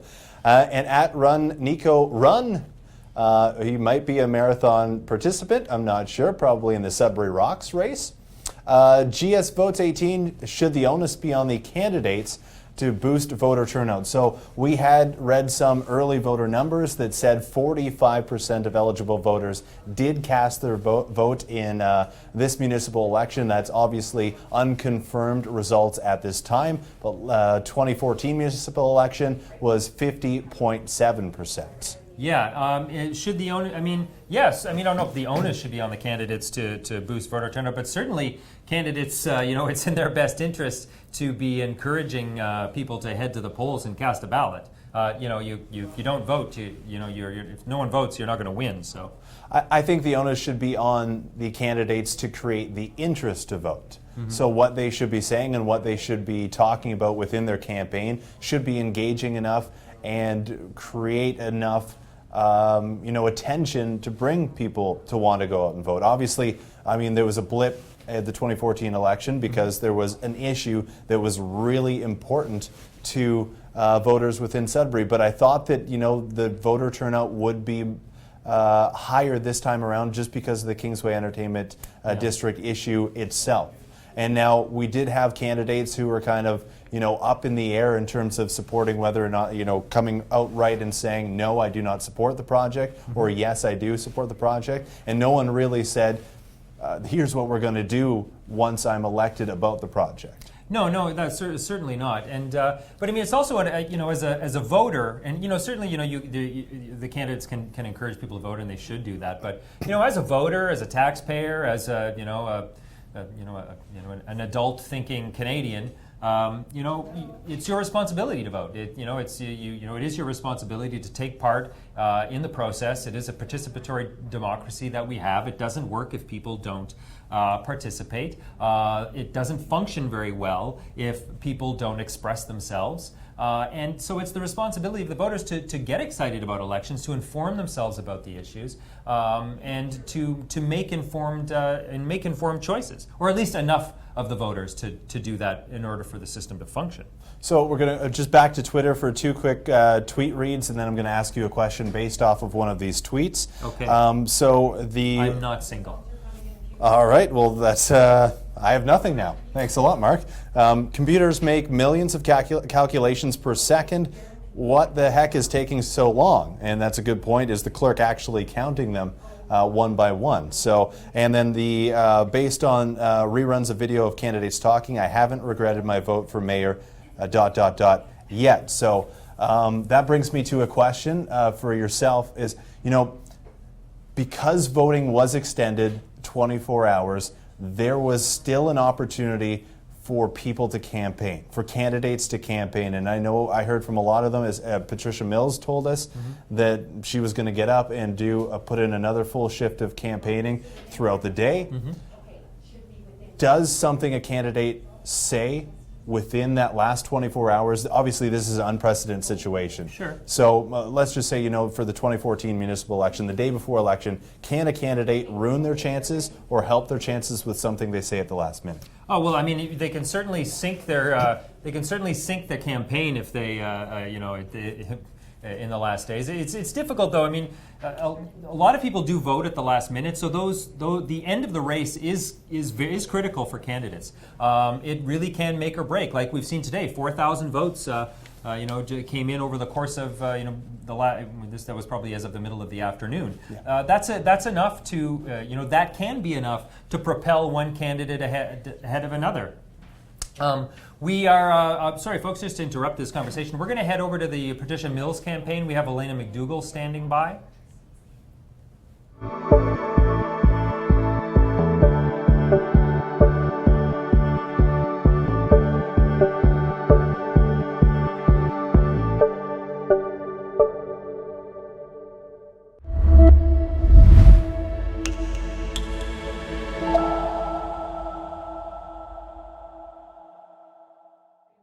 All right, here we are, Patricia Mills campaign election party, and the mood is looking pretty good. We are well after 9 o'clock right now, waiting for results to come in. Richard, how's Patricia doing? Well, Patricia's doing great. As you can see, the crowd is excited. We're waiting for the results. We're waiting for something to come through from the city about who's won this election. But I can tell you, Patricia's in great spirits. We're watching the results very closely, refreshing as fast as we possibly can on those results. And look at this crowd here. They're excited. They're ready to celebrate the results of this election. All right, as are we. And with that in mind, I'm hearing, hopefully we're going to be on that soon. Back to you, Mark and Nick.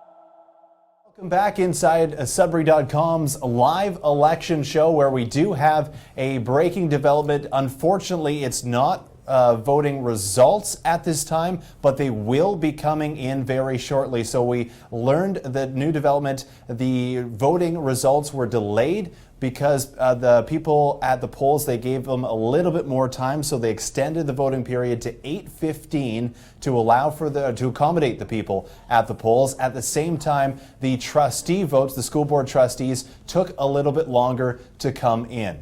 To tabulate, that's right. Yeah. Once people are in the polling station, they're in the polling station. They need to be allowed to cast their ballot, which is why the results were a little bit delayed. So if we're just a couple of minutes out, then it's getting very, very close to the magic hour right now. Yes, of course, the results are unofficial. It does take some time for the official results to be confirmed and all that sort of stuff, but we will be able to bring you the results from tonight. That's for sure. What we're hearing from one of the Brian Bigger campaign is that it appears that at least and of course this is information that's coming from inside the campaign, folks. So take that for what it is. But we're hearing that the only person close to maybe unseating Bigger or in a position to unseat Bigger is Dan Melanson. I'm not saying that Dan Melanson is going to unseat Bigger or is close to unseating Bigger. What I'm saying is he is the only candidate that's probably within spitting distance of being able to take Bigger. So if that's the case, if those numbers bear out, it sounds like Bigger is in the lead at the moment with Dan Melanson not far behind him. We don't know how the rest of those numbers shake out though, Nick. Exactly. So we are still awaiting votes to come in. While we do that, we're going to go back to Twitter for a little bit, where we're using the hashtag GSVotes18, and we have some really good ones coming in right now. So this one comes from Jeanette at Canadian _J_A. I'm making a list of who I will complain to tomorrow when I have to go to work tired. Hashtag GSVotes18. Me too. Also, our favorite guy, here's our favorite guy, Derek MacArthur. Derek, UFCW 175, says this: Can somebody wake up the city clerk? Oh, that's the wrong one. Oh. This wait is worse than the Four Corners Tim Hortons at 8 a.m. That's a good one. Or the Kingsway Tim Hortons, or the LaSalle Tim Hortons, or, you know. And you try and get through a Tim Hortons drive-through at 8 a.m. in the morning. You got to plan ahead, folks. People order sandwiches. Why do you order sandwiches at 8 a.m.? Just don't do it, please. Just a bagel is it. Life advice from Nick Liard. Still no results? Still no results, Still Nick. no results. We got anything else on Twitter we can talk about? Sure. Voter turnout hasn't budged despite being able to vote from your living room. What gives Sudbury? So an interesting topic that's going to be, you know, continuing well past the election is over. The voter turnout, we mentioned it, unofficial results at 45%. They went this way, all electronic, to save money and at the same time, hopefully, make it easier for people and encourage more people to vote. That's right. I don't think the whole reason they went to was to save money. Right. It's also about making it more accessible for a wider swath of people. Online voting certainly facilitates the voting process for a lot of people, but it also intimidates some people. As we heard from Ward 2 Councillor Michael Vagnini last night, he hears from a lot of senior citizens who feel intimidated at the prospect of electronic voting. They're uncomfortable with it, and so that is good. That could be a factor in why the turnout the percentage may be a little bit lower this time, simply because simply for that fact. Plus, there were issues at the polling stations yesterday, which impacted some people's ability to vote, and then there was issues, regular issues that we see with voter cards and that sort of thing, and errors. Apparently, a lot of people waited who didn't receive a PIN or didn't receive their voter card. A lot of people apparently waited until the last minute. Not until last minute, I shouldn't say that. They waited until election day, which normally wouldn't be a problem, but they waited till election day before going to the polling station to try and get their voter information. That slowed everything down. Yesterday was it was a challenging day for the election officials in Sudbury and for voters as well. And again, just to update you at why this is taking so long, or one of the reasons why this is taking so long to get voter numbers in, is the polls were extended to 8:15 to accommodate everybody who was lined up at the votes, at the polling stations. And at the same time, the trustee votes took a little bit longer to tabulate. The city clerk still verifying those votes before we can get numbers. Right now, zeros across the board for mayor, council, and school board trustees. That's right. And as we told you earlier, when it came to the voting system crash that occurred at 54 municipalities across Ontario that were using Dominion voting systems yesterday, Mayor Brian Bigger issued a statement last night through one of his campaign team, in which he lambasted city staff for the problems on election night, vowed to get to the bottom of it, chastised them for not having a backup plan in place to deal with the situation. I spoke with CAO Ed Archer earlier. We're just going to recap things, folks. Here we're trying to bring you the results. We're just trying to keep you engaged while we do that. I spoke with CAO Ed Archer about contingency plans and things like that were put in place for the online only vote. What he told me was that there are, despite the assertion that perhaps there weren't contingencies in place, there were in fact contingencies in place. One of those contingencies was to delay voting by 24 hours to make sure that all of the eligible voters were able to get to the polls and cast a ballot, or were able to access the online voting site and cast a ballot. So when the mayor asserted that there was no contingency, that's really not the case. There were contingencies in place. The one that was selected was to extend the voting period to give voters more time to cast a ballot. And as for why there couldn't be a paperless, a paper ballot backup in place, just in case the online voting goes down. Well, what that would have entailed was the city of Greater Sudbury would have had to print official ballots in French and English, and those things aren't something that you can just run off on your home computer. Those official ballots have to be officially printed. They have to be certified. They have to be legal as well. The city does not own voting tabulation machines. Like most jurisdictions in North America, voting tabulation machines are rented. Right now, there are elections going on across Ontario. There are elections in other parts of Canada. Canada. There are also elections in the United States going on. So voting tabulation machines are hard to come by at the moment. The city would have had to in order to have a papered ballot backup in place, the city would have had to have rented those machines in advance just in case. They would have had to print enough ballots to go to 50,000 some odd homes in French and English just in case. All told, a papered ballot backup plan would have cost the city about $1 million without any guarantee that it was going to be used. And just to rehash once again, the system that was used that ended up crashing was Dominion Voting Systems, who blamed a co-location provider for limiting the bandwidth during the online voting yesterday, which caused slowdowns and timeouts, not just in Greater Sudbury, but in 51 municipalities across the province. So Dominion Voting Systems, they are a Canadian company. They have voting machines that are used in 600 U.S. jurisdictions as well, but their headquarters are in Toronto, Ontario. Yeah, they have a headquarters in Toronto. I think they have a U.S. headquarters in Denver, if I'm not mistaken. We have a tweet at Sheer Shade.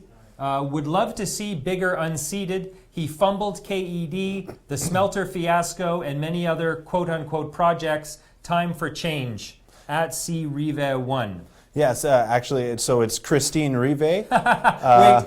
She also adds a PS there. GS Votes 18 PS. Hi, we want to be famous. Three eyes. Three eyes. Three eyes. Yeah. Sheer Shade. There's your moment of in the sun. Perfect. So should we? We're still, once again, we don't have results. It would be awesome if they were to come in. So maybe if the city clerk is watching this, he can hurry up a little bit. But I don't think that's how it works. I think he's probably got other things on his mind, Nick. Yeah. I imagine he's probably not really paying attention to what you and I are doing at the moment. Hopefully not. Maybe that's why it's taking so long. He's so engaged with our show. We're sorry, Sudbury. We apologize, Greater Sudbury, for being so entertaining that we've kept the city clerk, from doing what he should be doing, which is counting votes. Anything else in that stack of papers there, Nick? Anything else in the stack of papers? Well, I mean, we could talk about what other candidates has said as well. We talked about what Mayor Brian Bigger commented after the voting deadline was extended to 8 p.m. tonight. But there were other candidates who had their say as well, including Bill Crumplin, who said when this is all over, they might have to redo this all and do it with paper balloting because there might be some contentions. There are contentions. I mean, that's always a possibility. But what we do know is that the server that is delivering the software upon which you can vote, and the server where and the server that stores the voting data are separate. So if you cast a ballot, those votes are, the integrity of that system was never a problem. The integrity of the system was never an issue at all. The issue was was a bandwidth issue. It was not a software issue. It was not an issue with Dominion Voting Systems, equipment or infrastructure. It had nothing to do with that. This was a bandwidth problem, not a voting problem. And so the interesting topic will be what happens after this municipal election and what the next council decides to do in future elections. The 2014 election was online option with paper balloting. This one was the first time that Greater Sudbury went completely online. They're not the only community in Ontario to do so. A number of communities decided to do the online route as well. So it will be interesting to see. A number of the candidates came out and criticized the platform and said that there should have been at least a paper option. I know Cody Cacciati said that he was the one that came out and said it. Mayor Brian Bigger said it in his speech as well. So whoever is elected mayor, it looks like, this is going to change come the 2022 municipal election. Yeah, and it was, as Sudbury.com reported early this morning, Brian Bigger, although he criticized senior city staff for how they handled the election, just to recap for you, the voters and the viewers, in case you didn't see that story that we published earlier today, in May 2017, when City Council voted to go with an entirely paperless ballot. Oh, wait a minute. Oh, we've got results, folks. We do have results. We have results. Okay, this is the moment of truth. Here we are. All right. Mayor, in the mayor's chair, incumbent Brian Bigger has been returned. Greater Sudbury has its first two-term mayor in the history of this amalgamated city. Mayor Brian Bigger with 14,684 votes, taking 28.32% of the vote. Ladies and gentlemen, Mayor Brian Bigger returned. Yes, and the result for Mayor Brian Bigger, it was a big victory. The 28.32% was ahead of second place Patricia Mills.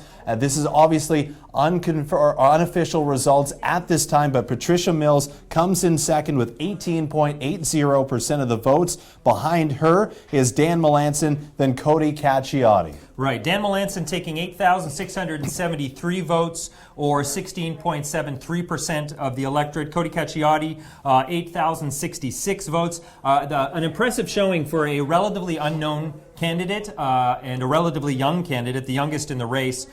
He took 15.56% of the vote. Let's round out the rest of the mayor's race. Again, Mayor Brian Bigger is the mayor of Greater Sudbury once again, but from there it's Patricia Mills, Dan Melanson, Cody Cacchiotti, Troy Crowder follows Cacchiotti, Jeff Huska, Bill Crumplin, Bill Sanders, Ron LeClaire, Rodney Newton, and David Popescu. Let's go through some of these percentages, Nick, if we can. Troy Crowder, who spent much of the campaign not campaigning. He didn't really start campaigning until sometime in September, I guess. He didn't campaign very hard. He took an interesting, strategy, I guess, for campaigning. Of course, Troy Crowder ran for the Tories in the provincial election and showed fairly strong. Yes, and then under that, once again, Jeff Huska finishes right behind Troy Crowder, and then Bill Crumplin. So again, Brian Bigger is the mayor of Greater Sudbury, and now we can go to your wards and tell you who We're makes. not going to round out the rest of these people? I did. Oh, did you? I did. I mean, we can if you want. If you want to rehash them again, we definitely can. No, if you gave numbers and stuff. I okay, was full busy numbers. coughing. That's okay. Full and numbers. I wasn't finished talking about Troy Crowder, but that's okay. Okay, so at 5% of the votes, we have Jeff Huska. Bill Crumplin comes in at 4%. Then under 1.53 is Bill Sanders, Ron LeClaire, 1%, 0.20 Rodney Newton, David Popescu at 0.14. And that's about average for David Popescu. He generally takes about that amount. So let's move on to the wards. You want to take the wards, Nick, or am I? Do you want to go Okay. odds and evens? So you take the first one. Sure. You take So, Ward 1. Ward 1, incumbent Mark Signoretti has been returned by a very comfortable margin. Mark Signoretti taking 2,291 votes, or 53.3% of the electorate. Coming close behind him was Bob Johnson with 1,075 votes, or 25%. Bob Johnson, folks, had the best election signs of anyone in the race. They were fantastic. They were a full body shot of him with the hand reaching out. They had enormous kitsch value, I think, and people were stealing dozens and dozens of them at a time. I know he called me a few times saying 30 of my signs are now gone, and he kept, this kept happening. He'd put out more signs. People would want to take them home with them. Coming in third, really young candidate, Justin Papano. He had 719 votes, or 16.73%. And coming in fourth is Gordon D. Harris with 213 votes, or 4.96%. So we go to Ward 2, where there was Ward 2 and 3. There were two acclaimed councillors. So Ward 2's councillor is Michael Van Nini, and Ward 3 is Jerry Montpellier. So we're going to skip ahead to Ward 4, where the new candidate in Ward 4 is Jeff McCausland. That's impressive. Ward 4, it often is about who your family is in Ward 4, how large your family is, how many family ties you can draw together. French-speaking candidates tend to do quite well in Ward 4. Newcomer Jeff McCausland, fantastic violinist with the Silver Birch Quartet, if I'm not mistaken. He's also the fiddler in Sudbury's excellent, one of my favorite bands, Murder Murder. He's the fiddler in Murder Murder. So Jeff McCausland is the new ward candidate in Ward 4. 1,503 votes he took, 38.18%. Don Roy coming in second place with 1,137, 28%. Eric Lachance, 812 votes, or 20.6%. Jessica Bertrand, 358 votes, 9%. Sharon Scott rounding out the total with 127 votes, or 3.23%. Let's go to Ward 5 now, where once again Robert Kerwin wins the seat. There were only 3 candidates in Ward 5. Robert Kerwin once again takes that seat with 50.19% of the vote, ahead of Mitch Lalonde at 34.53 and Jerry DeZormo at 15.28. Okay, we're going to have to wrap it up here, folks. We're going to head over to the Ambassador Hotel. Brian Bigger is about to make his victory speech. We're heading to that now.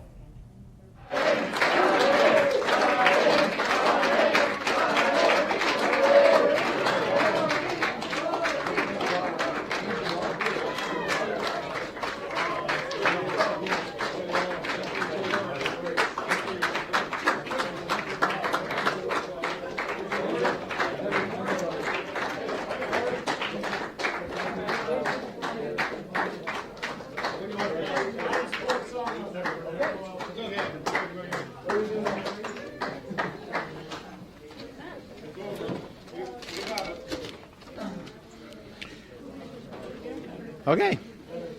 Hi, Vic. Hi, Mary Beth. Hi, Colette. So many friends here. This is fantastic. Yeah. I don't know if the microphone's on. Anybody can hear it? Yeah. Okay. It's all good. Okay, everyone. It's been a bit of a wait here, and it's been a long campaign, but it's finally over, and we did it. We absolutely did it.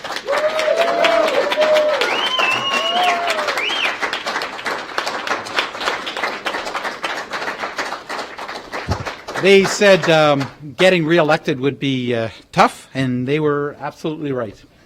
When we started the campaign, we knew it wasn't going to be easy. In fact, it felt like the movie Diggstown, where, in a very short amount of time, I had to face 10 challengers. Basically, it felt like all in one day. But through it all, our team vowed that we would stay positive, to always take the high road, and something I feel very strongly about. That's the approach I've always taken, and we decided that was absolutely the way we were going to move forward.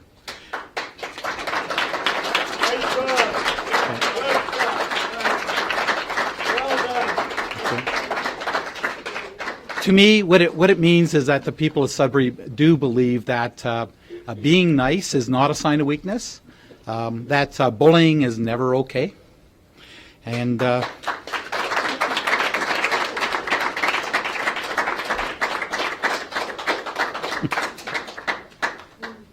I'm so pleased that we ran a very positive campaign.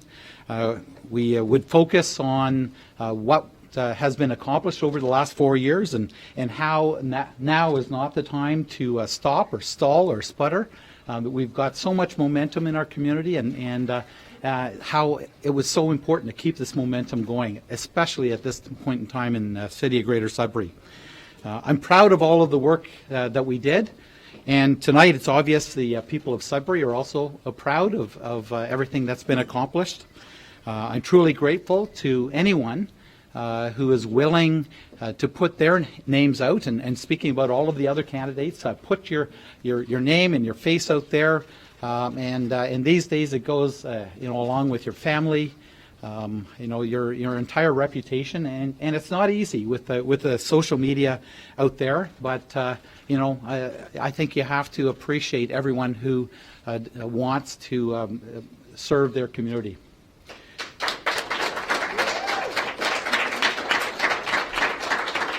I'm truly grateful for anyone who is willing to enter the election races to make our city greater. Patricia, Dan, Cody, they all ran strong campaigns, but I'm very happy with the result, obviously, and happy for my wife and for my family as well. Before we kick off the election party, there are a few people I'd like to thank. First off is my family, my wife Lori.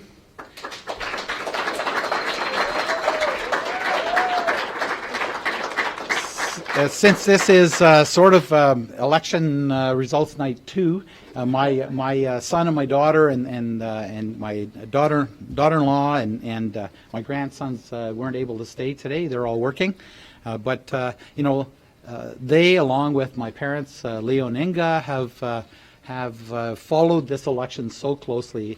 They're virtually an extension of our election team. My campaign team. Bob Montgomery. Bob,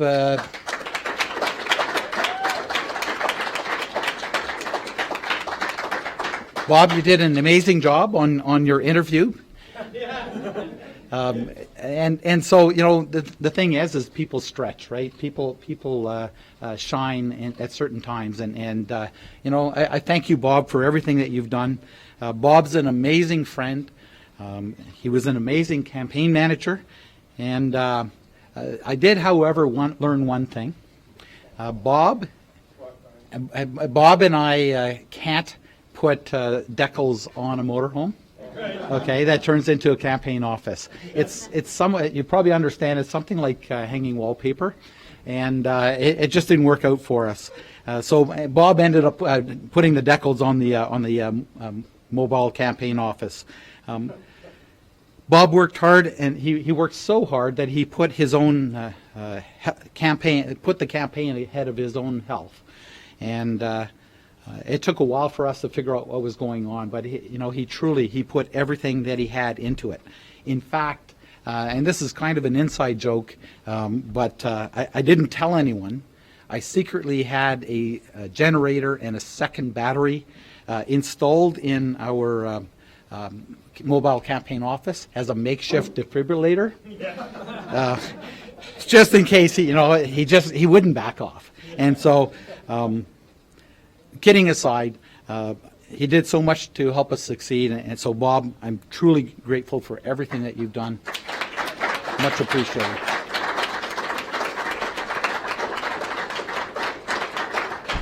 I see Rick Bartolucci, who's here tonight.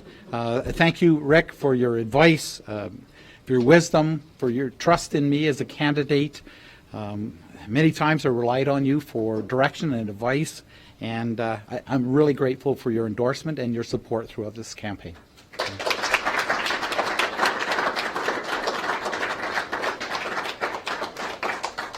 There's so many people here. My wife Lori, we actually, I think it's a trend. We've run 2 campaigns now that are very tight campaigns, a small group of close friends and family. And Lori was actually my sign and volunteer coordinator. And all of our friends, family who worked countless hours, walked countless kilometers. You would not believe the kilometers that some of our friends walked in helping out the campaign and supporting the campaign. Alex, our CFO, there's Alex. Thank you so much for keeping everything on track. And everyone who contributed to our campaign in any way. And lastly, I want to thank everyone here at the Ambassador Hotel. Thank you for your support. I guess I'd also be remiss if I didn't recognize the staff in the mayor's office who've kept things running. It's tough. You're still the mayor, and there's a campaign to run. The staff in my office have been working so hard for the last 4 years in supporting myself as mayor and supporting the citizens that call into the mayor's office. You can have the confidence that you have a well-seasoned, a very strong group in the mayor's office, just carrying through. So that's a big positive after an election like this. I'd just like to as well thank everyone who voted to keep Sudbury on track, and all of the people in Sudbury who took the time to vote, to be heard, to make their choice. Very humbled that they selected me as mayor to continue on once more. It doesn't escape me that this is the first time that Sudburyans have re-elected a mayor since we became the City of Greater Sudbury, since Amalgamation. So I thank you very much. And with that said, now it's time to have fun. So, thank you.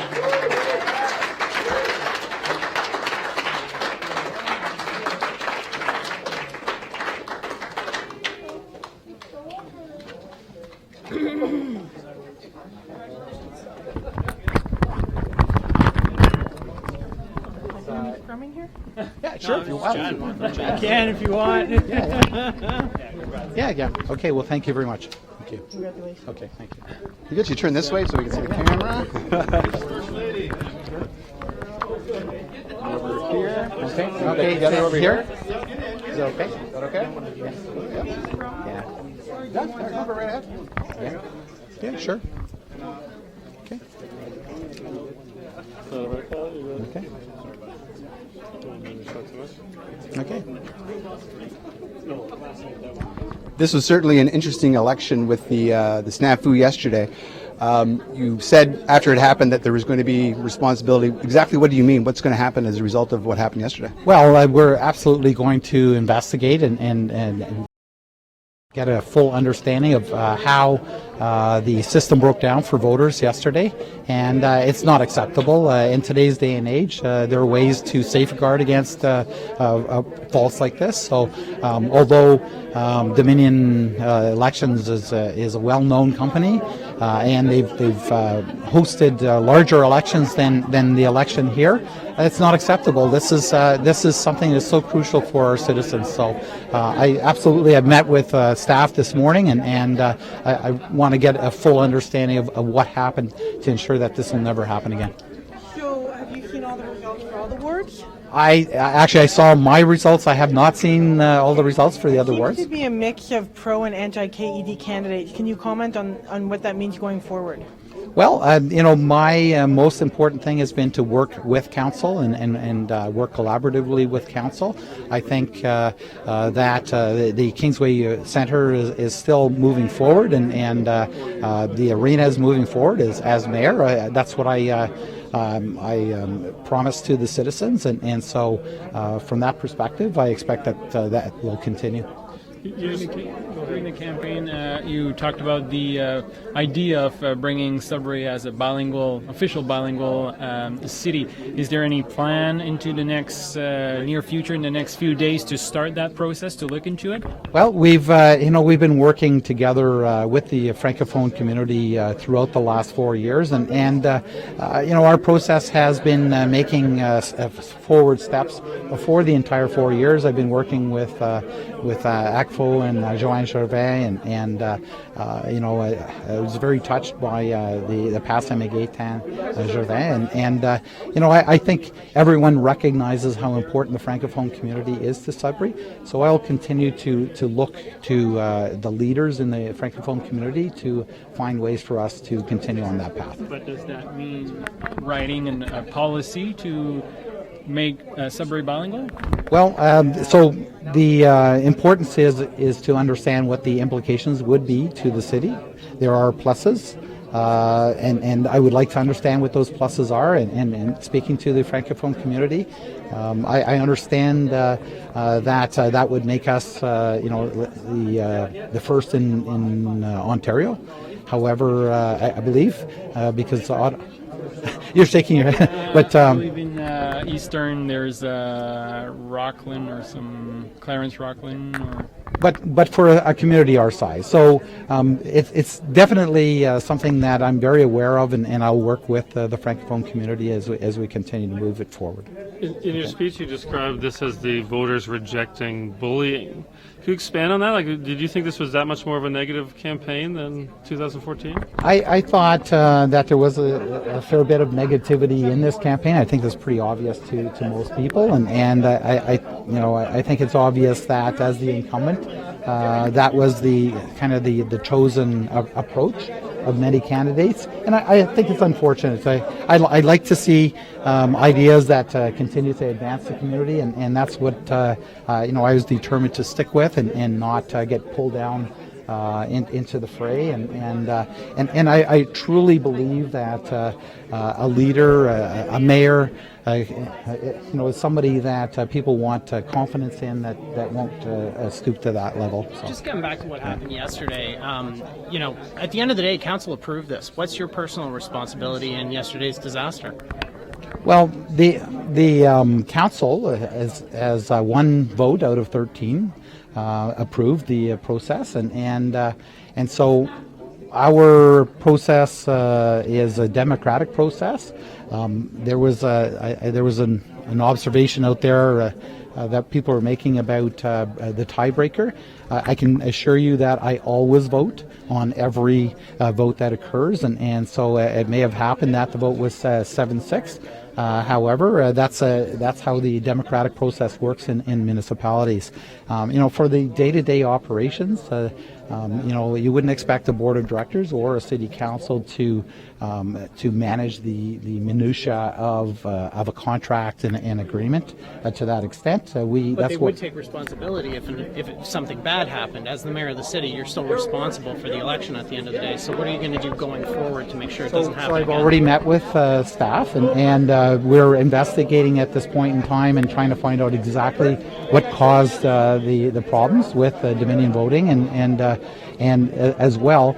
We're trying to make sure that this will never happen again. So I can assure you that this will be a significant topic discussed by the new council, and absolutely, we're voters as well. We have a strong interest in the success of the election process, and it was something that was fairly widespread. And so, I would say that we were given assurances, and we accepted those assurances, and yet sometimes things do still go wrong. And what are you going to say to the people who call this into question now, call into the entire election into question because of what happened yesterday? Yeah, so I've been reassured that the election results are accurate, and the best way to move forward, I'm very confident the best way to move forward was to extend until 8 o'clock tonight. Every citizen had the opportunity to vote that wanted to vote, and even some that missed the deadline or thought they had missed the deadline, were able to get in to vote. So this doesn't affect the accuracy of the vote. It was unfortunate that it did have to get extended, but I truly believe that was the best decision. I believe you're the first mayor since Amalgamation to win a second term. What does that say about what do you have to say about that, and what does it say about people's confidence in you? Well, I'm very humbled by the decision of the people to allow me to be the mayor for a second term, and what I can say is that I think many people do recognize the progress that we've made, the decisions that we've made, and they see the momentum that our community has, and I can assure everyone that an election process is a very good time to speak to the citizens, understand what's on their minds, and to fine tune the approach coming from the mayor's office and council. And so we'll be fine tuning our approach in our strategic plan with council as we move forward. Through my campaign as well, I focused on roads, which everyone focused on, working with businesses and with developers who want to invest in our community. That's a huge focus to try to encourage investment, increasing our tax base and creating jobs, making our downtown safer, and improving the quality of communications from the citizens' perspective, so citizens from their perspective feel confident that they have the information they need. I know we've worked very hard on that, but our work certainly is not done, and we'll continue to work on that. What kind of relationship have you been able to develop with the Ford government? And I ask that specifically because there's a lot of concern about the future of four-laning of Highway 69, and I'm just wondering, have you had any indication from them exactly what their plans are? So most of their process up to now have been in doing their line-by-line reviews and really trying to set up their government and policies. And so there's been limited conversations through the election process.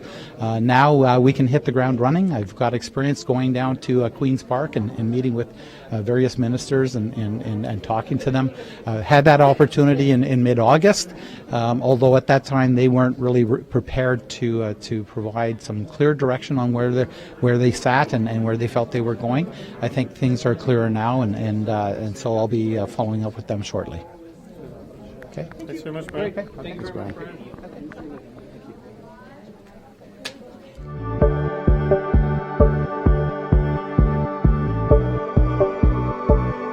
4 years ago, you asked for change. And as a new council, we brought change. If this election is about one thing, it should be about not stopping what we've started. All right, so Mayor Brian Bigger re-elected, Greater Sudbury's first two-term mayor. Exactly, so he got 28% of the vote. In second place in the mayor race, Patricia Mills, followed by Dan Melanson, Cody Cacciati, then Troy Crowder, and then the list goes down from there. But Brian Bigger re-elected in Greater Sudbury by the voters. That's right. And just to recap, we're going to go through the ward races and the school board trustee races for you now. We'll go through it fairly quickly, but we just want to give you a picture of what's happening. So Ward 1, incumbent Mark Signoretti re-elected with 53% of the vote. Ward 2 and 3, they were acclaimed. Michael Vagnini and Jerry Montpellier retained their seat in those wards.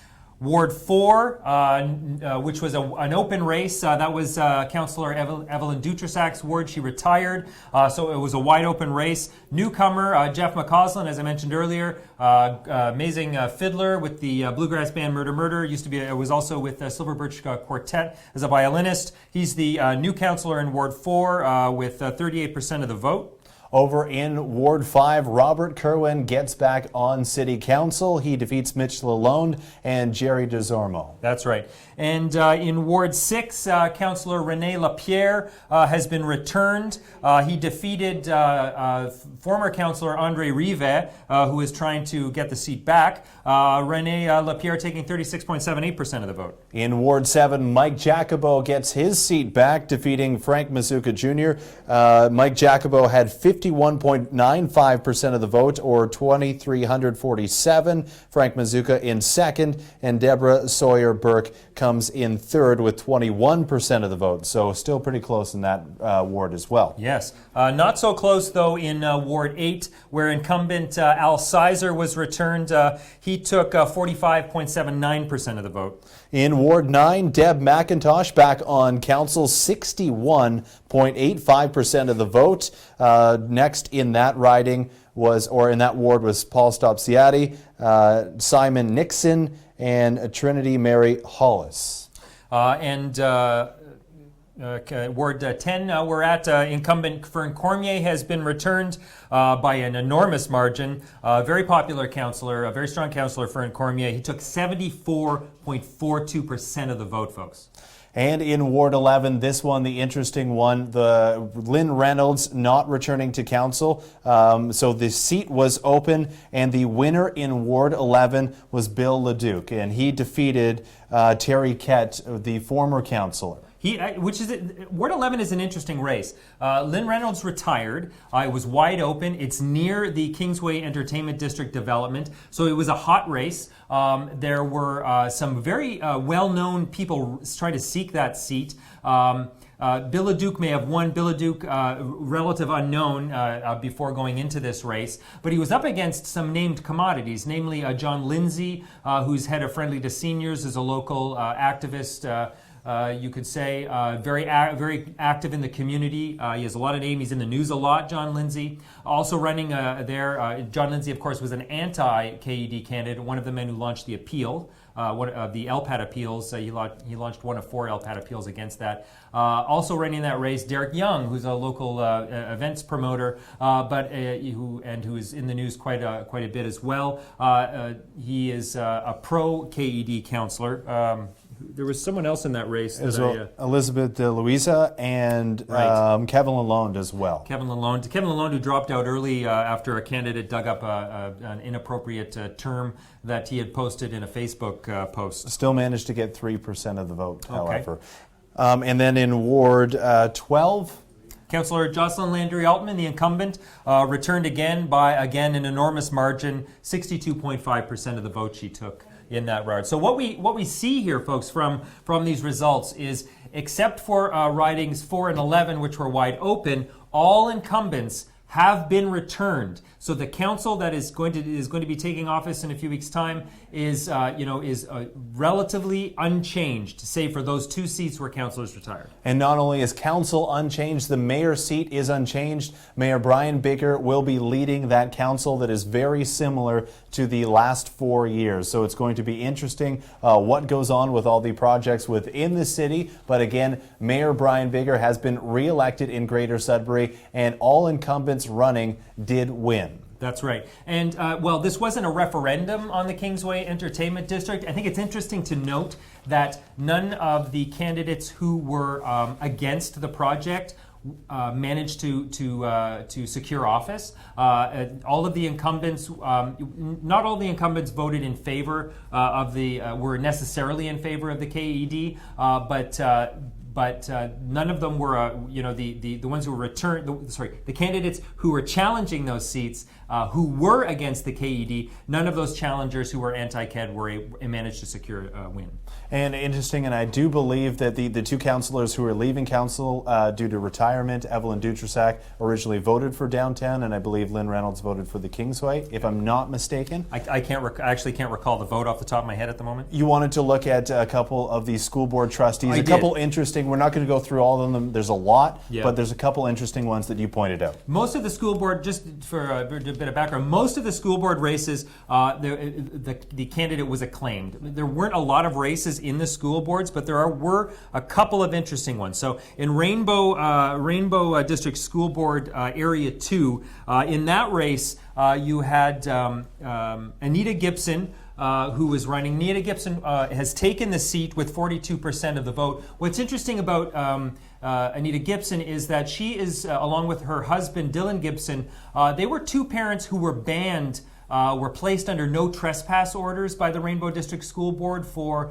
6 or 7 years.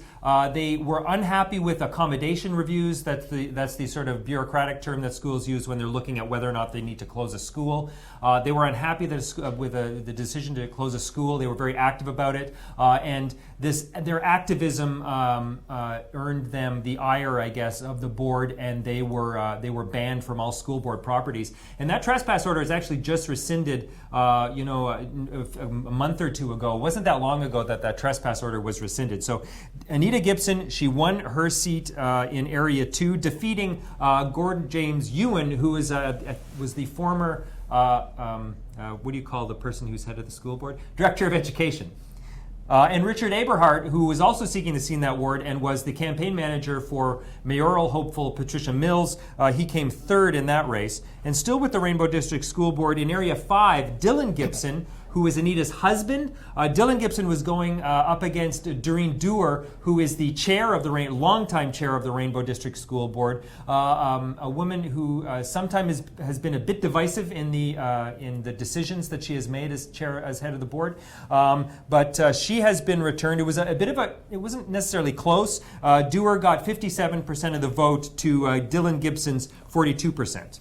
And then in the Sudbury Catholic School Board, right. Area 6. Area 6 in the Sudbury District was just a very, very close race. Jody Cameron and Claire Morrison, it was a battle to the end, a fight to the finish. Really, it was only 24 votes separating, 26 votes, sorry, reporter math again. 26 votes only separating those 2 candidates. 920 votes for Jody Cameron, 894 for Claire Morrison. So that was a really, really tight race. And so throughout the night, we took to Twitter once again just to rehash. Brian Bigger has been re-elected, and all incumbents running for City Council have been re-elected as well. 2 new councillors in Ward 4 and Ward 11, Bill Leduc and Jeff Sorry, McCausland. McCausland. Yes, it's Jeff McCausland. Jerry Jeff McCausland. Jerry Jeff. He I'm plays sure in a bluegrass band, so you know that name works. It's definitely maybe his middle name. Who knows? So we took to Twitter throughout the night. You guys have been absolutely awesome, especially while we were waiting for those votes to come in, and it was a long delay before we were able to give you results. But you took to Twitter, and you guys did an awesome job. So we're going to read a couple more from the hashtag GS votes 20 or 18. And so Mike Boleski, he tells us lesson for today: incumbency is a strong wind. I'm going to read it like this. Lesson for today: incumbency is a strong wind in your favor when the seas are not contentious and stormy. Wow, you can tell we've been here a while. And we have at Scott Duck Scott Florence. Hey Scott, how you doing? Haven't seen you in a while. I hope your head's still shiny. Wow, he says, not even a third of the 45% of us who voted give us a leader for the next 4 years. Such a broken system. How about ranked ballots next time? Hashtag not worth the wait. Wow, Scott, not happy with the election results, it seems. Yeah, that was one of the biggest complaints, is the amount of time that the system took. Once again, it was a little bit delayed because they kept the polls open till 8:15 to accommodate to polling stations today to get their votes in. Extended for 24 hours. Then the school board trustees, that votes took a while to tabulate as well. Yes. Well, folks, Mayor Brian Bigger returned. Incumbent councillors who were running all returned. I guess, Nick, that's a wrap on the municipal election 2018 in Greater Sudbury. Exactly. It was a drawn-out process, and for everybody who stayed with us through it all, we want to thank you. For everyone who tuned in throughout the night, we want to thank you. You can still tune in for updates on 92.7 Rock in KISS 105.3. Tomorrow morning, we're going to have all the discussion from the the returning mayor, Brian Bigger. We'll have reaction from him, as well as some of the candidates who finished second, third, fourth, and so on. And on Sudbury.com as well, there's going to be all those stories posted, and maybe you can touch on that, Mark. Yeah, we'll have all the results from the three races: the mayoral, the councillor, and the trustee races. You'll be able to head to Sudbury.com to read all of those results. We'll have a piece from Darren McDonald a little later on tonight with sort of a recap of the entire election. We'll have full election coverage, of course, in Thursday's edition of Northern Life as well. And who knows, there may be a little bit of editorializing from our part on the results of the election in there as well.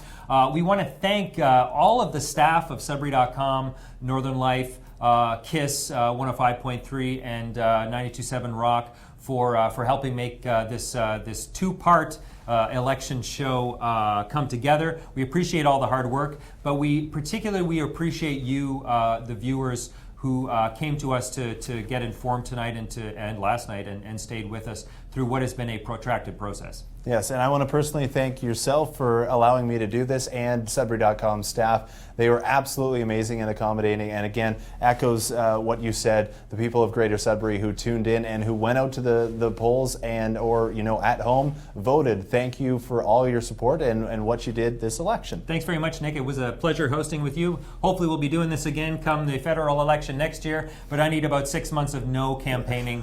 I'm just to kind of get my headspace. I'm so sweaty. From all of us here at Sudbury.com and at KISS and 92.7 Rock, we want to thank you for tuning in tonight. We want to thank you for voting. We want to thank you for taking part in this electoral process. We want to thank the candidates for throwing their hats in the ring. We want to thank you, the viewers. Good night.